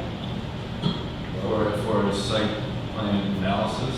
Yeah, to see like how big of a building, and you can get on there how much the code. Yes, I think before we, the upcoming year, that's what we're doing. Yeah, I'm just giving you an example of some items that would come out of that. I thought you had said earlier that that site would take the fire station. We had talked to people, fire services, said that site would hold that particular building that they had in mind. Yes, Andrew Mack had a layout, and he said, I gave him the survey, and he said it would fit. So what's this survey? This is not for a fire station, this would just be for a commercial building. So if you guys decided you wanted to turn around and RFP it, put it out for proposal to sell it, what would the highest and best use be for it? So we could get our money back. That's all. Say work in demolition, we have to, obviously we buy all these properties that are blighted, we have to demolish them. Very regularly. How many companies do we use to do demolition? We get prices, so there's a couple locally that we use, Tropical and, yeah, they're usually the lowest, Tropical. How many? We get 3 bids. 3 bids, thank you. Each demo. Right. Good. Then the Business Culinary Incubator Project, which is with the Secret Garden. I'd like to call up Sherry Johnson to Okay. explain to or describe exactly what this program does. Okay. Thank you, Sherry. Thank you. It's almost past my bedtime. I don't know how you guys do this. And I can't tell you how thrilled I am that we've moved from the event category to a project. We're a project now, so thank you. For those of you that don't know what the Culinary Incubator is, it focuses on culinary businesses, but any related businesses to that.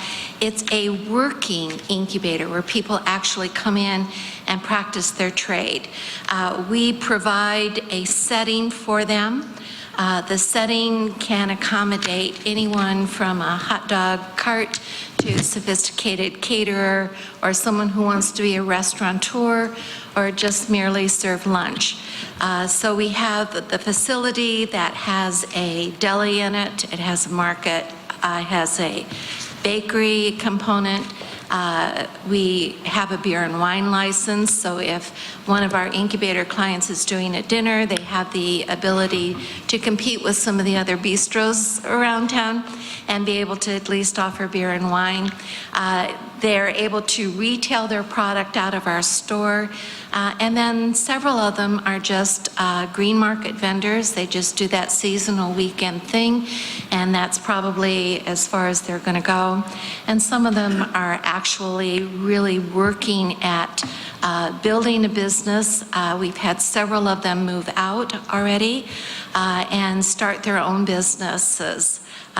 We have had 2 or 3 that have located here in the Boynton Beach area. Tom's Ribs was next to our building for a couple of years, and Susan Levine is just done our Cochina. And then Matt and Amanda have rented a warehouse over off of, I think it's 32nd, off of Congress Avenue. What we're starting to experience this year now is that our graduates who've gone on with licensed and actual businesses that they're running are now coming back and hiring the current incubators functioning out of there to enhance their business. One of our newest is a jet airline concierge service out of Palm Beach International Airport. She's coming in. She came in last month. She's hired 3 chefs. She expects to generate over $250,000 in income just being a concierge service to private jets, particularly during season. One of her clients, which is a Saudi airline bringing people back and forth, their contract would be at about $120,000 to just put all of the food products back on that plane. So she expects to pay off all of her student loans in the first year of business. I hope she does. But that's 3 new hires. So she'll be using La Petite, who's an existing incubator client, for all of the French pastries that would go into the continental breakfast and enhance that sale. Matt and Amanda, who have a program like a Blue Ribbon program for athletes, and they focus on a paleo menu, have found that a lot of their clients don't want to take the time to cook. They really want it already cooked for them. So they've come back and they've hired Magic in Your Kitchen, who is now becoming our famous vegan dinner cook at the cafe. And so she's picked up another contract besides Nutrition Cottage with Matt and Amanda, and her revenue has jumped from maybe 600 a week in sales to over 1,500 to almost 2,000.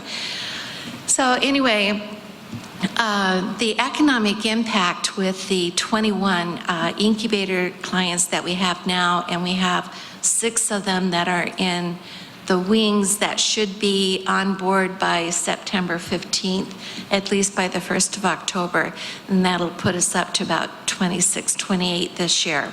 The economic impact of that is looking close to $1.3 million.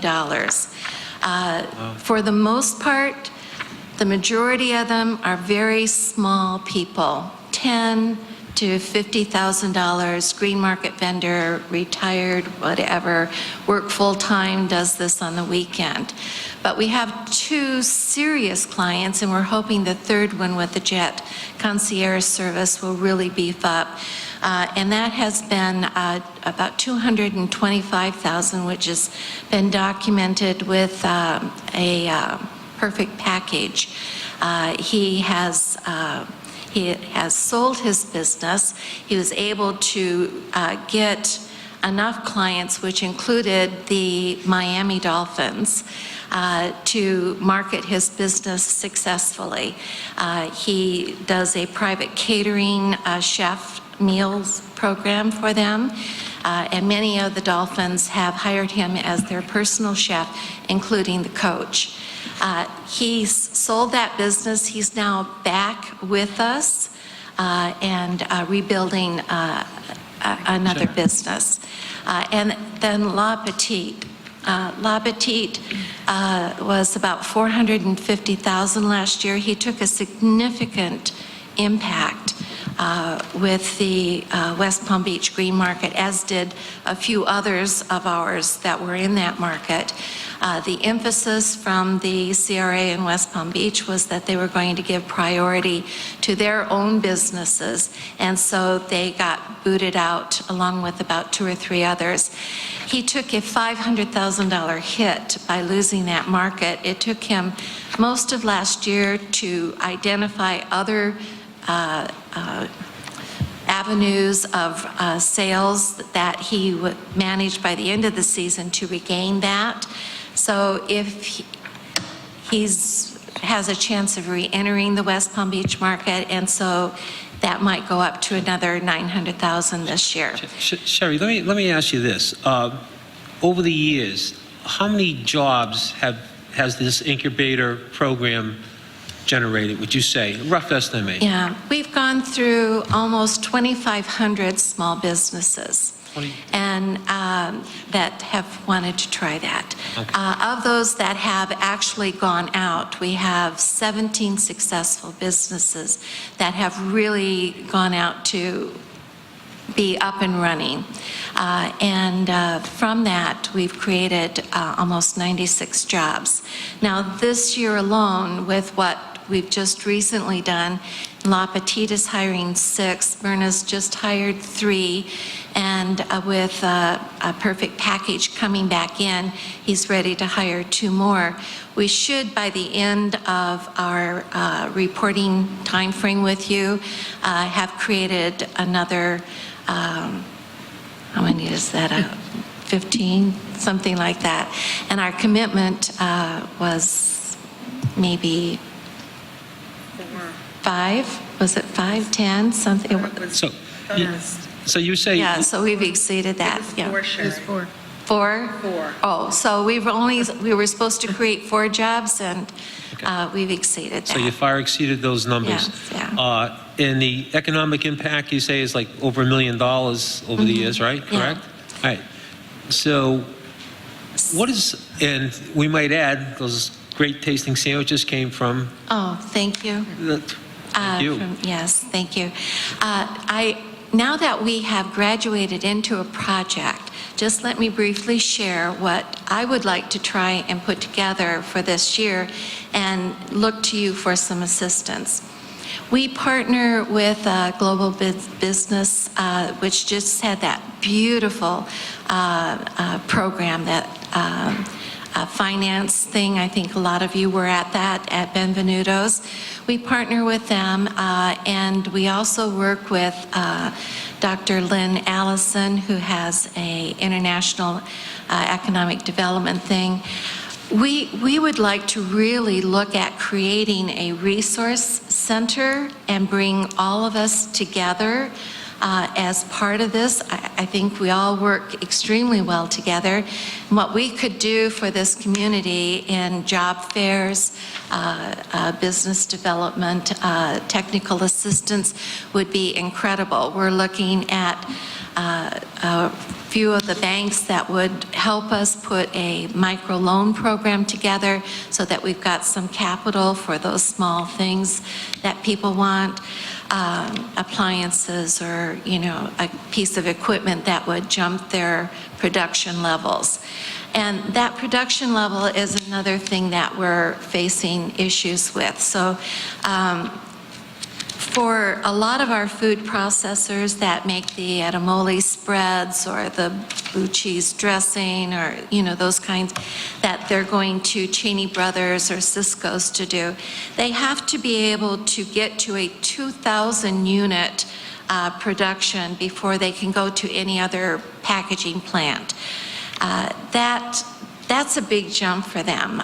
Linda Presley, we assisted her with about an $850 mini grant to get a piece of equipment that her unit production could go to 900. There's just that jump between that 900 production to the 2,000 that there's nothing meeting those needs. So we'd like to be someplace that we could put a little food processing center. Andre's barbecue sauce, who's graduated from our program, and if you haven't seen his video on our Facebook page, it's really incredible. This is where he got his start. He still has difficulties processing all of those bottles of barbecue sauce without individually filling each one of them, you know? So to be able to offer some kind of a mini food processing facility that would jump from that 900 to that 2,000, where they could really get that out there and put it together is something that we're looking at needing. So let me ask you this. What could we do to help this incubator program this year? I understand, obviously, we need more space. Yeah. Eventually need more space.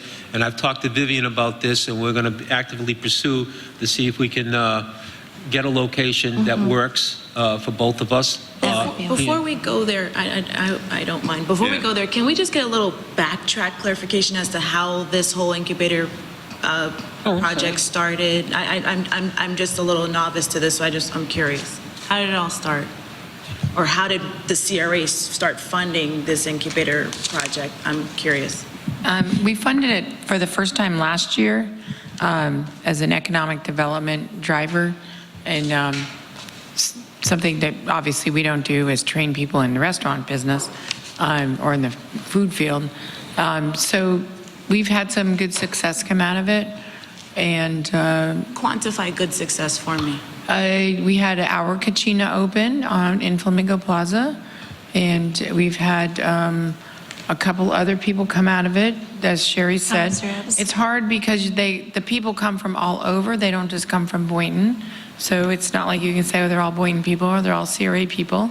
So they come from all over, and you know the jobs. Are we investing in the city or in the CRA district? Are we seeing the benefits of our money that we're spending on this? It's really, no, not directly. Like you can't say $50,000, you know, that we spent last year because, like I said, people, you know, her clients come from all over, and you can either, you know, hope that some of them will decide to stay because the CRA has good economic development grants to help them get into a business here. That's what happened with our Kachina, and she's doing very well. But a lot of them, like Sherry said, they're people who are green market people. They're not ever going to open a, you know, bricks and mortar business. Okay, so I just want to answer. How many graduates have come from this program? We've had 17 actually go on to leave our center and open their own businesses. And you've had 5 of those 17 actually here in Boynton Beach. 5 of the 17. Okay, how many jobs have been created? I think we're up to 96 right now. 96 from those 17? 30, I think it was 31% in my report to you last year. Maybe 39% of them were Boynton Beach residents. So you said 96 jobs got created? 96 jobs. And of those 96, so about 30 of them were with... About 1/3 of them are Boynton Beach residents. Okay. How do you market this incubator program? Like, who sees it? Where does that information go out? Who sees this incubator program? We're on the web for a couple of locations, Cook It here, and then there's a few other incubator registration sites where you put your information, so people who are looking for a shared kitchen. There's a lot of people now who are doing shared kitchens, but it's not necessarily an incubator. They don't offer anything but a place to come in and get their work done. So we provide a lot of technical assistance. We teach them social media skills. We work with them with business plan and marketing plans. And then what are the demographics using your incubator program?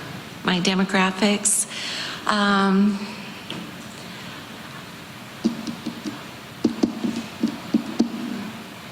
Yeah, If I look at the people that are with us, I would say that most of them are Caucasian, and about 30% are African Americans. And I have one or two Hispanics that are part of that incubator program. Okay. Thank you.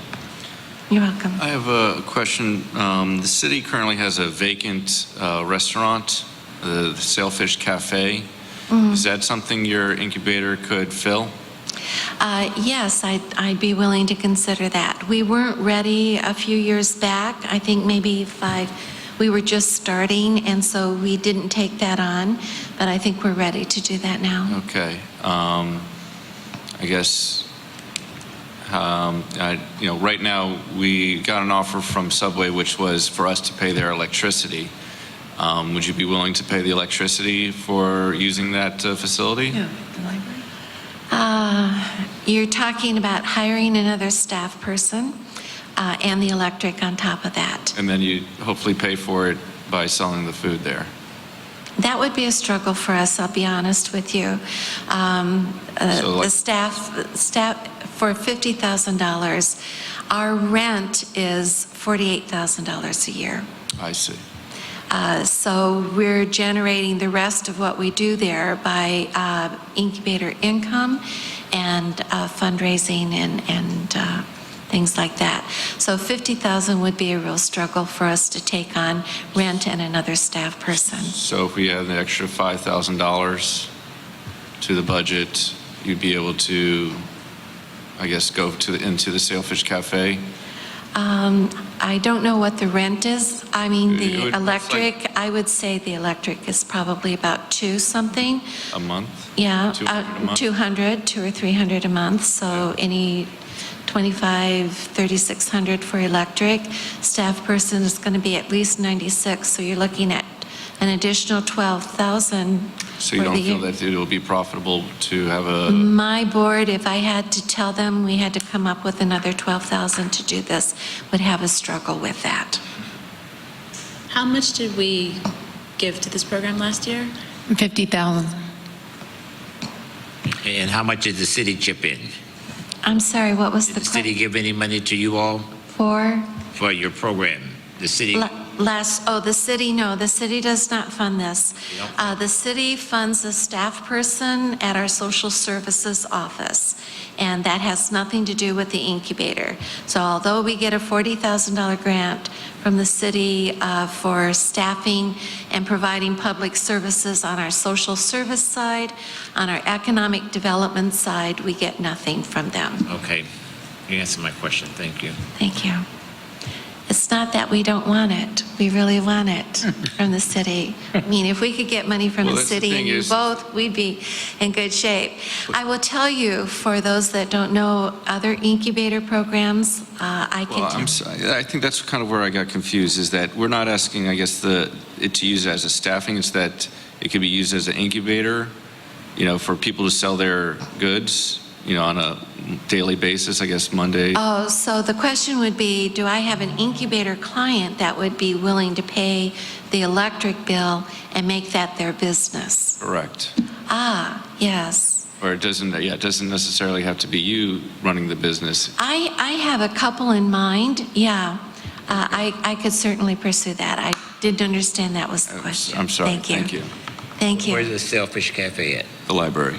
Yeah, we have a couple It's been that closed for a year, and so I was speaking with Lori, and I would kind of give them the same deal that we did with the Madsen Center, just so that we have that option available to the community.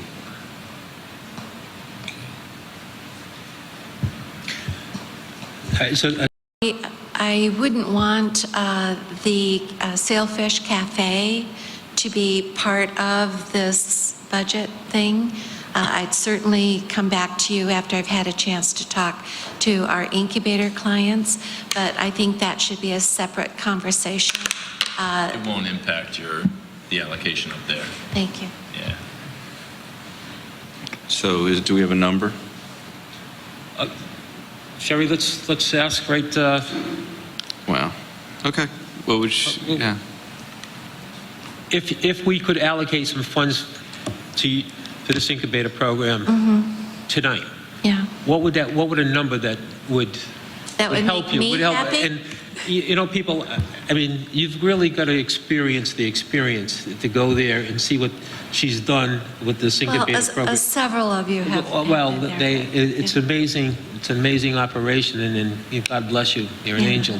But so, what kind of numbers would you be asking this board for? Well, I'll tell you, the technical assistance that we provide through Dr. Allison is just incredible. And then we also support Annette Gray in her programming too. So out of the 50,000, we actually have maybe about 20 of that actually covers our overhead, our rent and our utilities. So our rent is $42,000. Our utilities is another $2,000 a month. That's another $24,000. So, 50,000 would be my number, and that doesn't even give me a staff person. Yeah. But, I'd be happy with anything. I was happy with this 50,000, but, if you have anything to play with, anywhere between 10, 25, 35,000 would be a godsend. Incubator programs in Pompano fund to the level of $250,000 annually. So what you're doing here is just pittance. Well, all right, thank you. Can I make a recommendation of adding 20,000? Would the board feel comfortable with that? I would not. What number would you feel comfortable? I'm fine with the 50 where it's at. Personally, I feel that there are this is a nonprofit organization, correct? Personally, I feel that there are a lot of nonprofits in the community that are serving, that are giving jobs, that are doing what this particular nonprofit is doing. I'm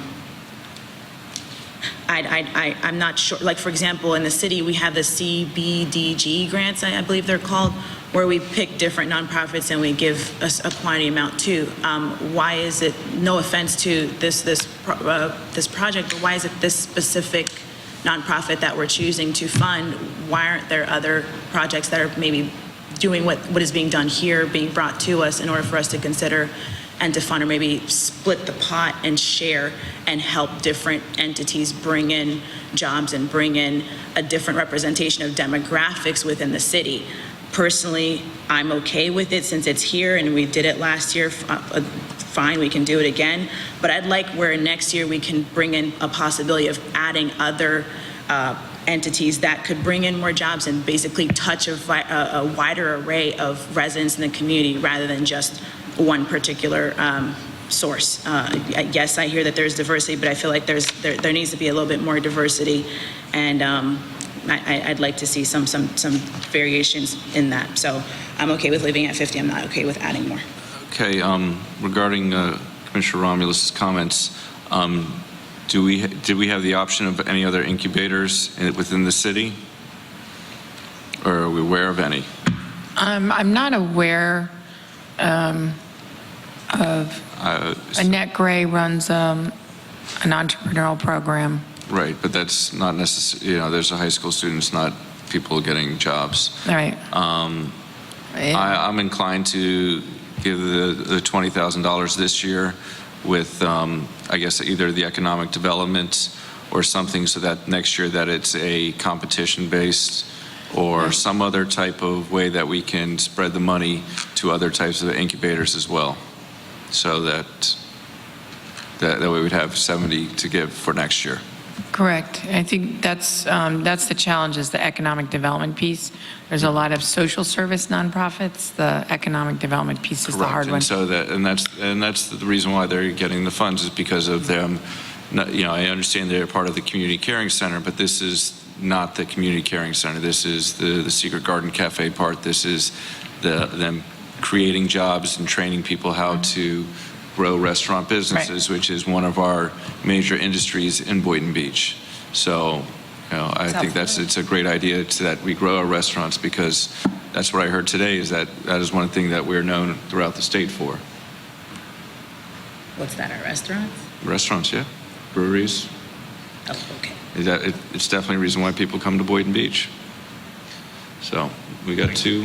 Again, could I just, what we do here, we have contingency funds. Is it possible that through more dialogue and time that we could, after the budget is passed, use contingency funds for this particular purpose, whether it's for this organization or any other? What I would advise you is if you're going to if you want to add money to this particular project, and it is a project, it really relates to their deliverables. So we'd have to write the contract between Sherry's organization and our organization to bring back to you of the deliverables. And that's obviously going to be driven by how much money you decide to give her organization. So it might be better to make a decision tonight on the number so that staff can create the agreement between the two agencies. For the deliverables? Right now, what I heard was 4, correct? Right. So if you want to increase the number of the amount of money, then obviously we're going to increase the deliverables. And I guess there's other types of deliverables besides. Yes, she has technical assistance, she has training, she has licensing. There's a whole list of things that she does that we actually ask her to prove that she does it and give us the names and all that. And she's met all of those from last year? Yeah. Well, she has another report due. She actually has 2 reports left to give us, but for the first 2 quarters of this fiscal year, she has provided all the deliverables, either what's been requested or exceeding what's been requested through the contract. Thank you. I wouldn't feel right, telling her that we're going to, give her $50,000 this year and then up $20,000, that's $70,000. And then tell her when she come back, she's in competition. I'm just saying, that this is already up and going. I'm just saying if somebody else come in, we could look at them. But I'm just saying it'd be almost like a slap in a person's face who's already came and proven that they're worthy, that they can produce and everything. And then to challenge them, you're like saying, we gave you $70,000, but now we got 6 or 7 more people competing for it. I'm just saying, she paid her dues. There's somebody that's come in and come to the plate and say, I would like to start an incubator. Then let's look at them. I'm just saying, it's not fair. I'm sorry. I don't understand. Are you saying yes for the 70 or are you saying no? I'm saying if we give it, I'm okay with giving it a $70,000, but I'm not okay with saying, give it a $70,000 this year, then turn back around next year, and then, like being competition. If somebody else come to the plate, I'm just saying, let them come and start saying, and we started investing in them like we invested in her. I'm just saying. Oh, yeah, no, absolutely. I don't no one else, they said is there's no one else that has come by for it with an incubator. So I think it's good that we have that option of make that known to the public that the CRA is looking for incubators. You're shaking your head, Michael? No, I'm not. I support the 20,000. That's at least 2. Yeah. I'll support the 20,000. Okay. And can I just ask that we maybe ask Sherry in our new agreement going forward that we ask her to market to Boynton and CRA residents so that we capture more of them. You mean the community benefits agreement?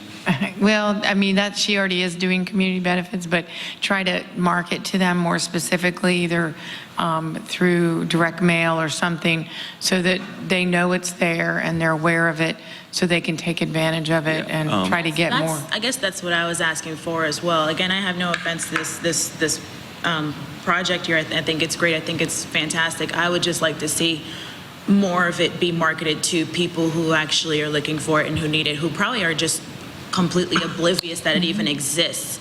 So I'd like to see more of it targeted, especially in our heart of Boynton, especially in the areas where people need jobs, people need income, and they need a new skill in order to move forward with their lives. So I'd like to see more marketing done in that community so that we can perpetuate them forward. I will tell you. I'd also like to ask you to maybe increase your reach out so that more demographics can be included in your program and not just a certain amount of people who go to different shows that see these incubator things. I understand. Some people would like to see it. Let me make a designation for you. It's one thing to start a business. and it's another thing to be an employee of that business. Most of our incubator employees are hired from the heart of Boynton Beach. But the business people who have the inkling of starting a startup business, it's a little bit more difficult. So teaching them, or trying to market and encourage people who aren't really thinking that this is what they want to do already is almost setting them up for some disappointment. They have to have that entrepreneurial spirit. Now, I agree, marketing to people and capturing that, but I want to just help you understand that there's a difference between hiring from the community and people who actually want to start their business. And I understand that. I understand the difference between hiring and creating entrepreneurs. And again, my point is I'd like to have more marketing within that community. That way people who are interested in becoming entrepreneurs, they have that opportunity too. Not just Hard Boynton, but in Boynton in general. We'd like to see Boynton in general get a spur in entrepreneurship. I've been attending the League of Cities conference, and that was one of the topics that was of discussion today, where we were talking about entrepreneurs and creating an entrepreneurship and feeling within our community or within our municipality. And that's what I'd like to see with this. We're already doing it. I'd just like to see it focused on our Boynton individuals and help it to perpetuate. Thank you.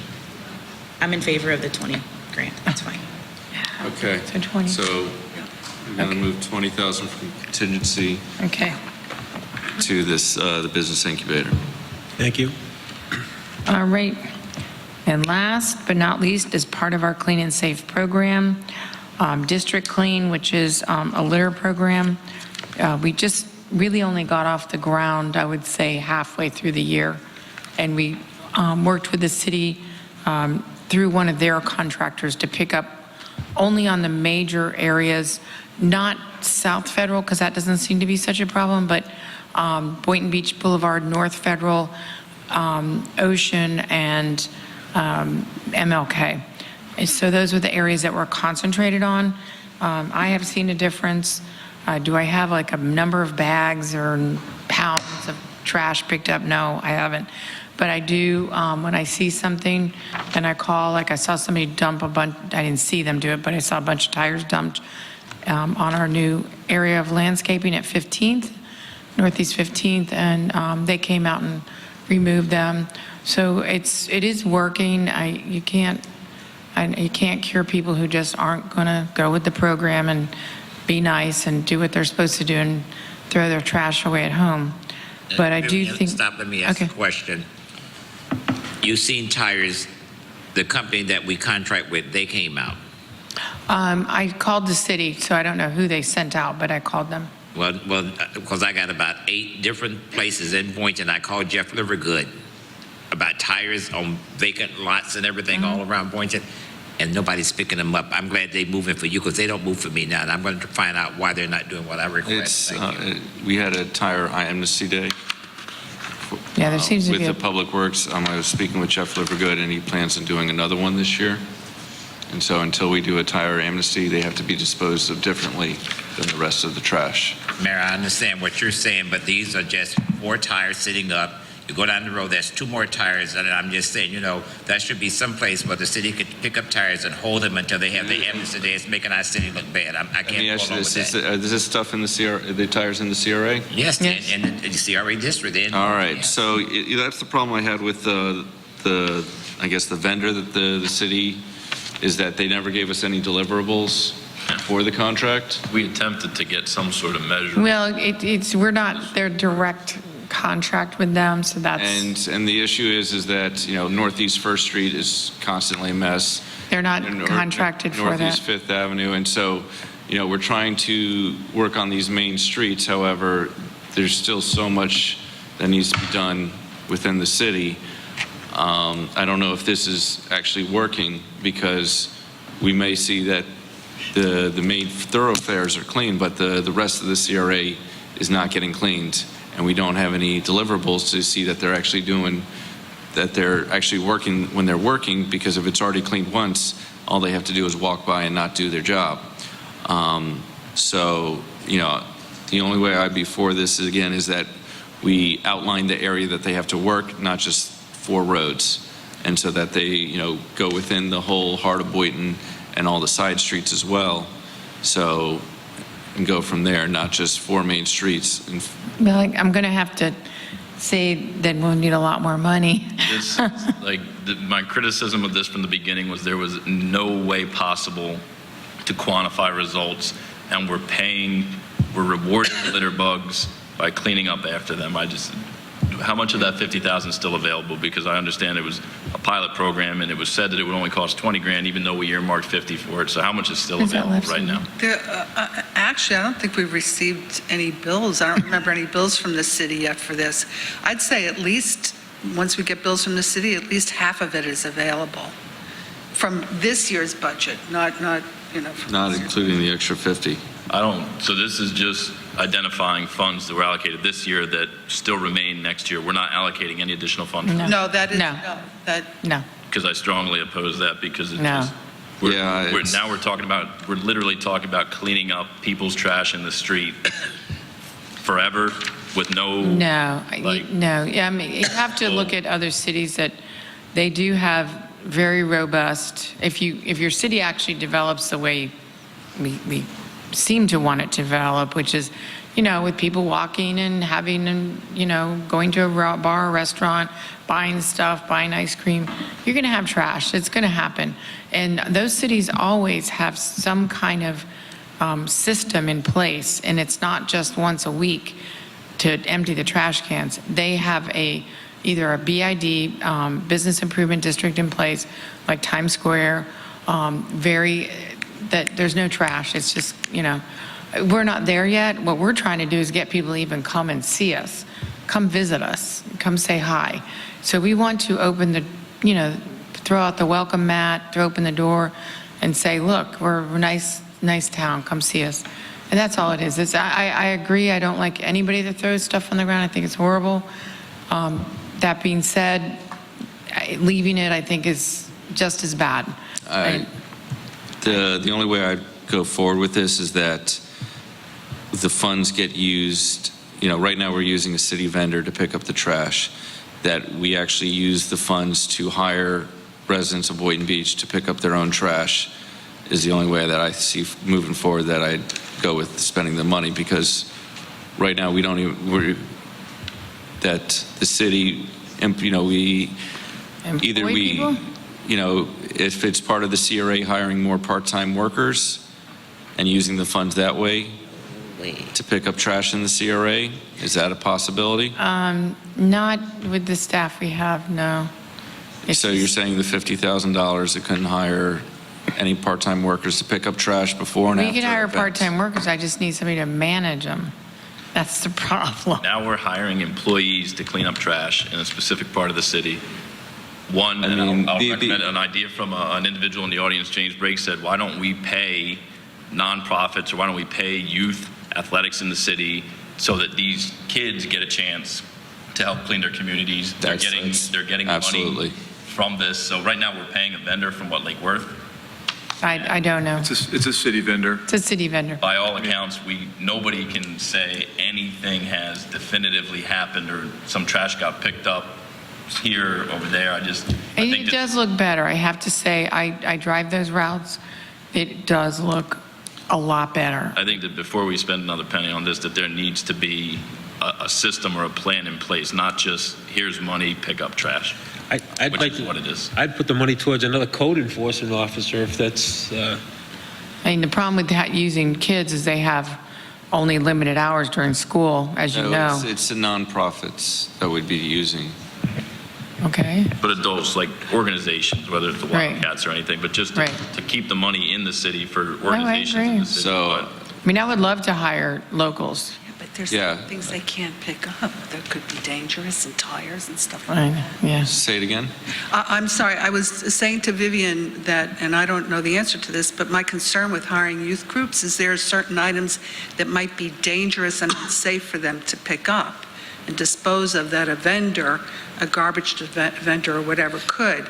like, they you find know- needles or tires or things like that. Have we ever considered doing initiatives like adopt a street and get like a certain church or an organization to adopt a street and keep that street clean? Have we done things Yeah. like that? We have? Or we- CRA hasn't. No, the CRA hasn't, but I've seen that, and I'm not sure how effective it is, but we can look at it. If we have strong organizations that are willing to, step up, yeah. Yeah, I'm not. Well, let me help you look at it. In Broward County, it's very effective. I'm just saying, you Yeah, have but- like FAMU, you have Bethune-Cookman, you have Alpha Delta Alpha, you have Alpha K Alpha, and all these people. You have the police benevolence. They out there picking up trash, and they keep their streets clean. You have the churches, and they take pride in it. And it's where somebody going up and down the street on 6th Front Boulevard, they have a guy that walk up and down the street all day long picking up trash. But I'm just saying, adopt a street is probably the best way to go. I'm just saying, take pride back in your community. And when you look at, I'll use Delray as an example, like they'll have the name of the organization like as a sign erected. I know we've been talking a lot about signs in the past couple of months, honoring individuals who've come into the community. So that could be a way to show community pride, getting our nonprofits a sign erected for the street that they adopt, and they're responsible for that street to keep it clean and keep it looking nice. Okay, that's a good idea. Sure, okay. I'm happy with doing more with the Adopt a Street program, but I think that's a city function, not the CRA. Can we make it a CRA function? Are you suggesting Within paying the the CRA? individuals as well? Yeah.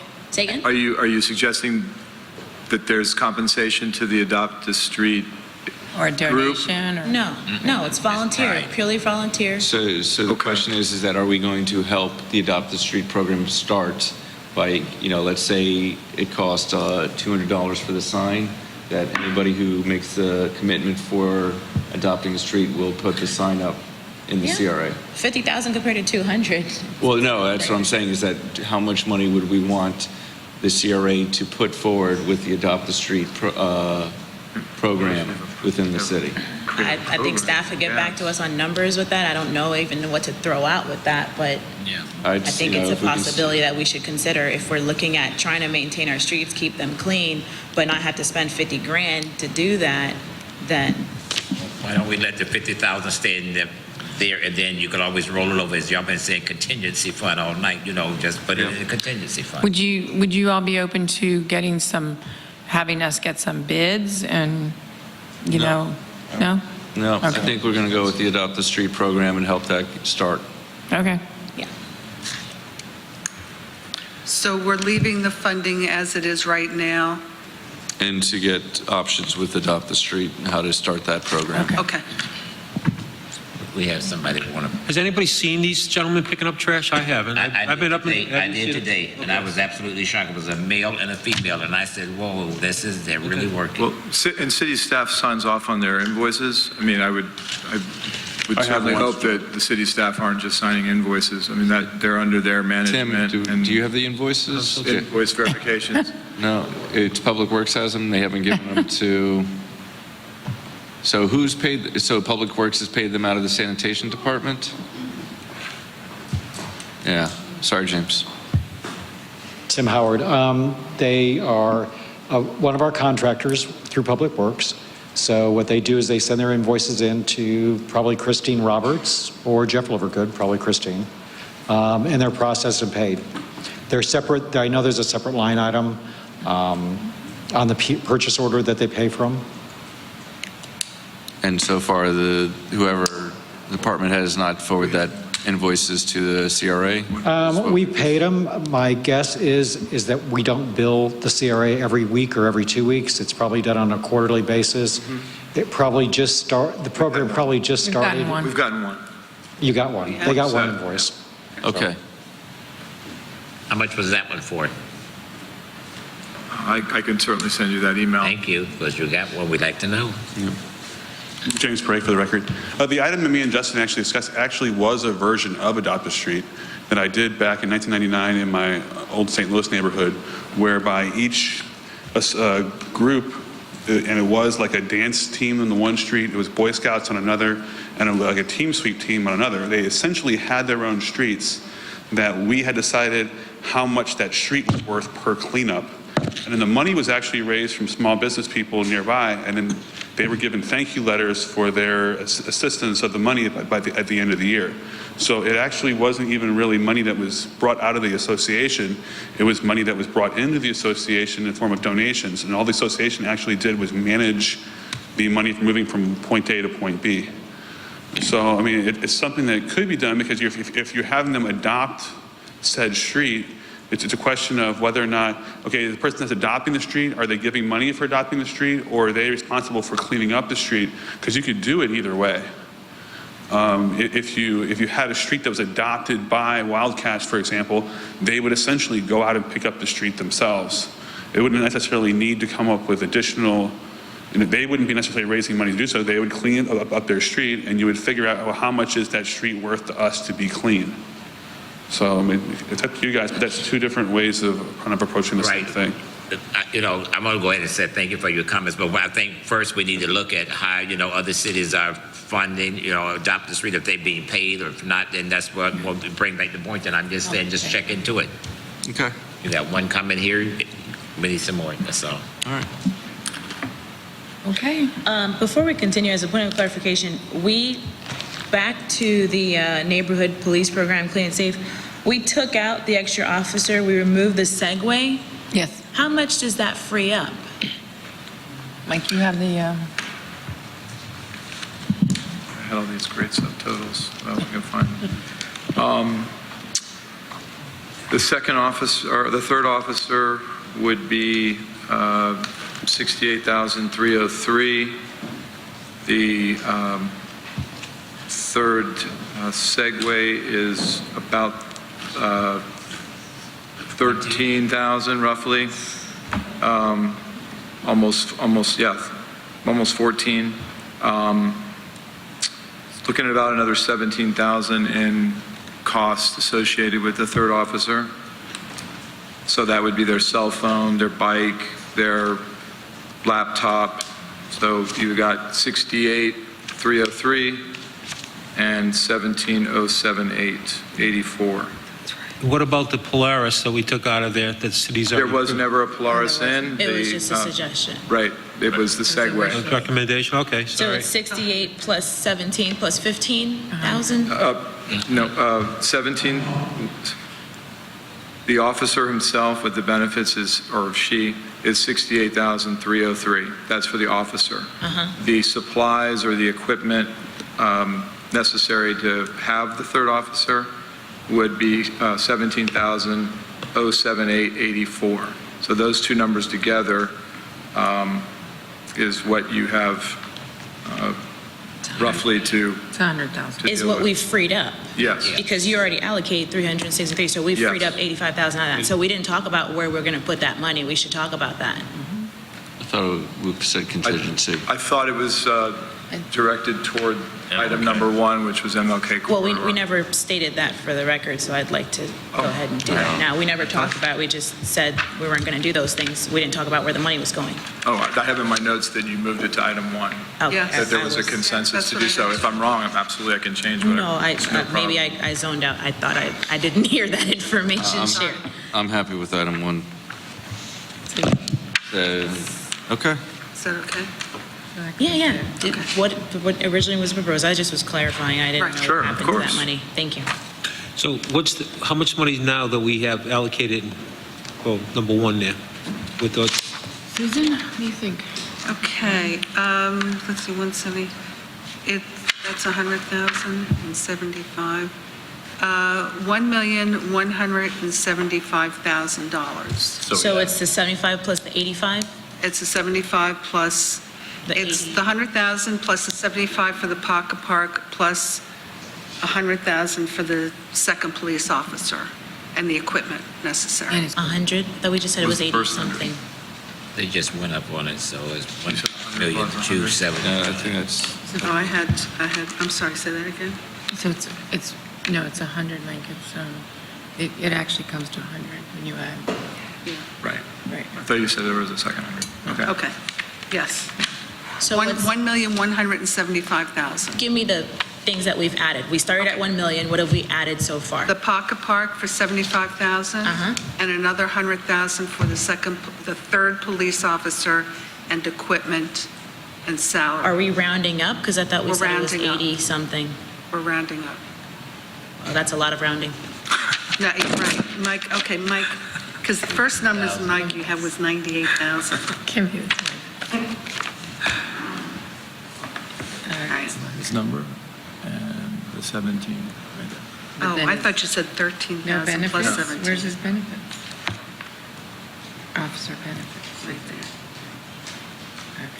Okay. 68 and change, 68,303, and the 17,07884. So you got 75. You don't have to give me exact figures, just ballpark, but I know 15,000 was a little bit of a stretch over where we Right. were. No, I'm sorry, I misheard Mike the first time. Okay. It's going to be 162. Okay, $1,162,000. Okay, so again, that's. 1,162,000. So again, that's 75 and then like 80. And 87,000. 87,000. That's all we've added to the MLK so far. 162,000, yes. 167. And 116. And what I'll do when you get the September budget, the packet for your review and approval, is I will detail all these changes in the agenda cover sheet. So you're very clear as to what was taken from what line and where it was added in the revised budget line items. So you'll see that all up front in the agenda cover sheet. Perfect. And I know we're asking a lot of you all already, but one of the things that was done when we were doing the city's budget workshop was that they were changing numbers on an Excel spreadsheet in front of us as we were going, so that way we were able to visually keep tabs. So if we could, next budget session when we're doing this, if we could have not just an already printed PDF, but like an Excel spreadsheet that shows if we take money here, where is it going, how much do we still have, You follow? Yes, that's fine. I'd like to see that next time around. Okay. That way we could easily follow. Sure. Okay.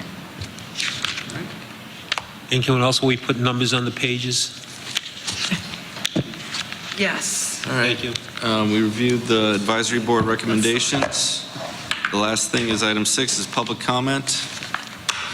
Anyone would like to speak now? Seeing none, may I have a motion to adjourn? Wait 1 second, please. I had some notes in going through the individual items in the sheet, in the book. Okay. Right? Going to special events under the, What page? there is no page number, so under the work plan tab, and then go a couple pages. Teresa, page 66, I think that's what, where the page? Where it says, special events, proposed CRA funding total 413, Boynton Beach Haunted, Pirate Fest, and Mermaid Splash. Is this the chart up there that details all the special events? Would that help you? Sure. Yeah. I just wanted to make a suggestion here. In the future, I'd like to see something where we can either create another special event or add it into the Pirate Fest or some way. Maybe create like a Caribbean Fest or some type of Caribbean theme thing that celebrates our island roots. I know we talk a lot about, or we hear a lot from Reverend Bernard Wright about the Bahamian origin of Boynton Beach, and I'd like to see some island roots reflected in some of our special events, and also to give a little shout out to our island residents that live here that inhabit Boynton Beach. So just a suggestion. Well, that'll have to be separate because you can't do Islanders with the Pirate Fest. I'm just saying, I know what you're saying, but. So, yeah, the issue That's is, another event. the issue is that do you want to take some funding for a special island event?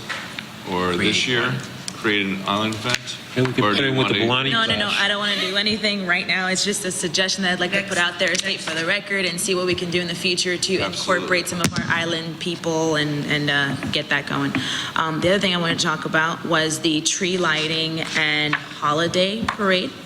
Yes. how much will it save the city? Okay, because I see we're spending $65,000 on the tree lighting, we're spending $25,000 on the holiday parade. How much would it save us if we do the two events in conjunction rather than separating them into 2 different days? You may not have a quantifiable number, but I'm assuming it would save us money if we didn't have to do it on 2 separate days, correct? No, really, it doesn't really save any money. One of the reasons that it moved was the parade actually ended, it was always together, the parade and the tree lighting in the past, but the parade actually ended in the dark, which was a little confusing for some people, but, and then it ended up to go down to the tree lighting. So it doesn't add any, doesn't make any, financial difference. Either way, all the same activities happen. One just happens on one day and one happens on the other. Right. The CRA's portion of what you're seeing of that event is the CRA's portion regardless of what day it's on. The $25,000 that is given to the city assists them with their side of their event. We don't put the parade on, we simply pay the city to, we pay their expenses. I can tell you from experience, the attendance is way better when we have both the parade and tree lighting at the same time versus 2 separate nights. Right. The crowds are tremendous. Right after the parade, they all walk down to the tree, and it's a great night. Yep. Where last year, I think it was the first time we split the 2 days, and it was kind of sparsely attended, really. Right. I'd like to see us go back to having it on one day. My last question, so we can wrap and go home. I know everybody wants to leave. Where is the parade starting? Because in the description, you put where it will end, but no one said where it's going to start. It's actually, I think this year going to be on Seacrest because... Right, where is it starting? I want to say it's going to start, and help me here, because I want to say it's going to start... That's 12th, I thought. 12th. It's going to start on 12th Avenue on Seacrest, and because of the construction at 500 Ocean, the city decided to do the parade on Seacrest instead of Federal Highway. No, I So, understand that part, yeah. so 12th Avenue, and then it goes to Ocean Avenue. Thank you. And it starts at 11 this year, AM. AM. Mm-hmm. And this is Southeast 12th Avenue? Yep. Mm-hmm. So it might be hard to have a tree lighting right after that. Yeah, so this year, the city is having it on Saturday morning at 11 because they've already planned it. And then we talked about maybe possibly next year having it together again. And doing it towards the evening? I'm sorry? Doing it towards the afternoon or evening? Well, they would have to make the parade in the evening, in the late afternoon, so we can have the tree lighting in the evening. That's the best. Excuse me, when we talked about this, we said that, and Commissioner and Board Member Costello said that we wanted to do it in the afternoon, and I'm just trying to figure out who said that we would start it in the morning. Is anybody listening to what we as the elected officials are saying what we want? And the city's coming out telling us what they're going to do. I'm just saying, Well, city staff planned it for Saturday morning at 11 o'clock. Yeah, I was informed about it, and I said it was okay. I don't know if anyone's asked you. Nobody asked me. I'm just saying, did anybody ask you? No, I feel like decisions should come to the board of the body Instead of one person. Yeah. We elected. I didn't know. This is the first that I'm hearing that it was set for 11 a.m. Was my understanding through a crowd, I thought we were going to have it both on the same night. This is the first I'm hearing this. Yeah, we actually were going to try to do it on the same together this year, and But because of the construction at 500 Ocean, they decided to change the route and changed it. I'm not questioning the route. I'm questioning, the timing that wasn't brought before this board, and why not have both things happen in the same day? That was the desire from some of us. When I did the marketing for, in the Fun Fair magazine, I was told that the parade was at 11 o'clock on Saturday morning. That's how I know. Who told you that? City staff. It's 2 different agencies.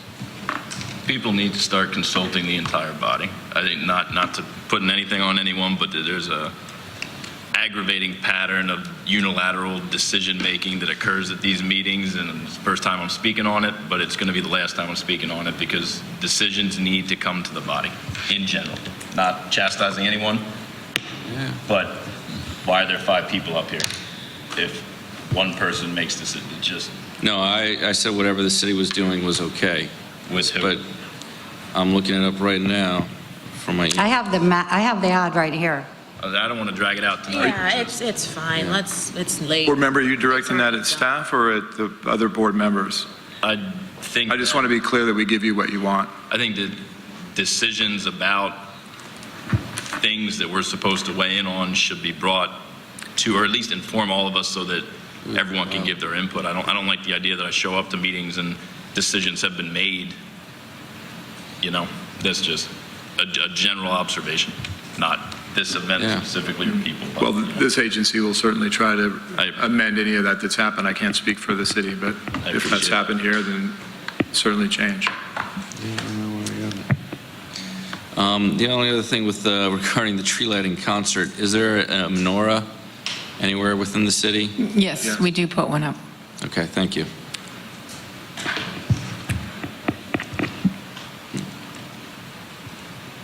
Motion to adjourn. Second. All those in favor? Aye. Thank you. Thank you all. Thank you.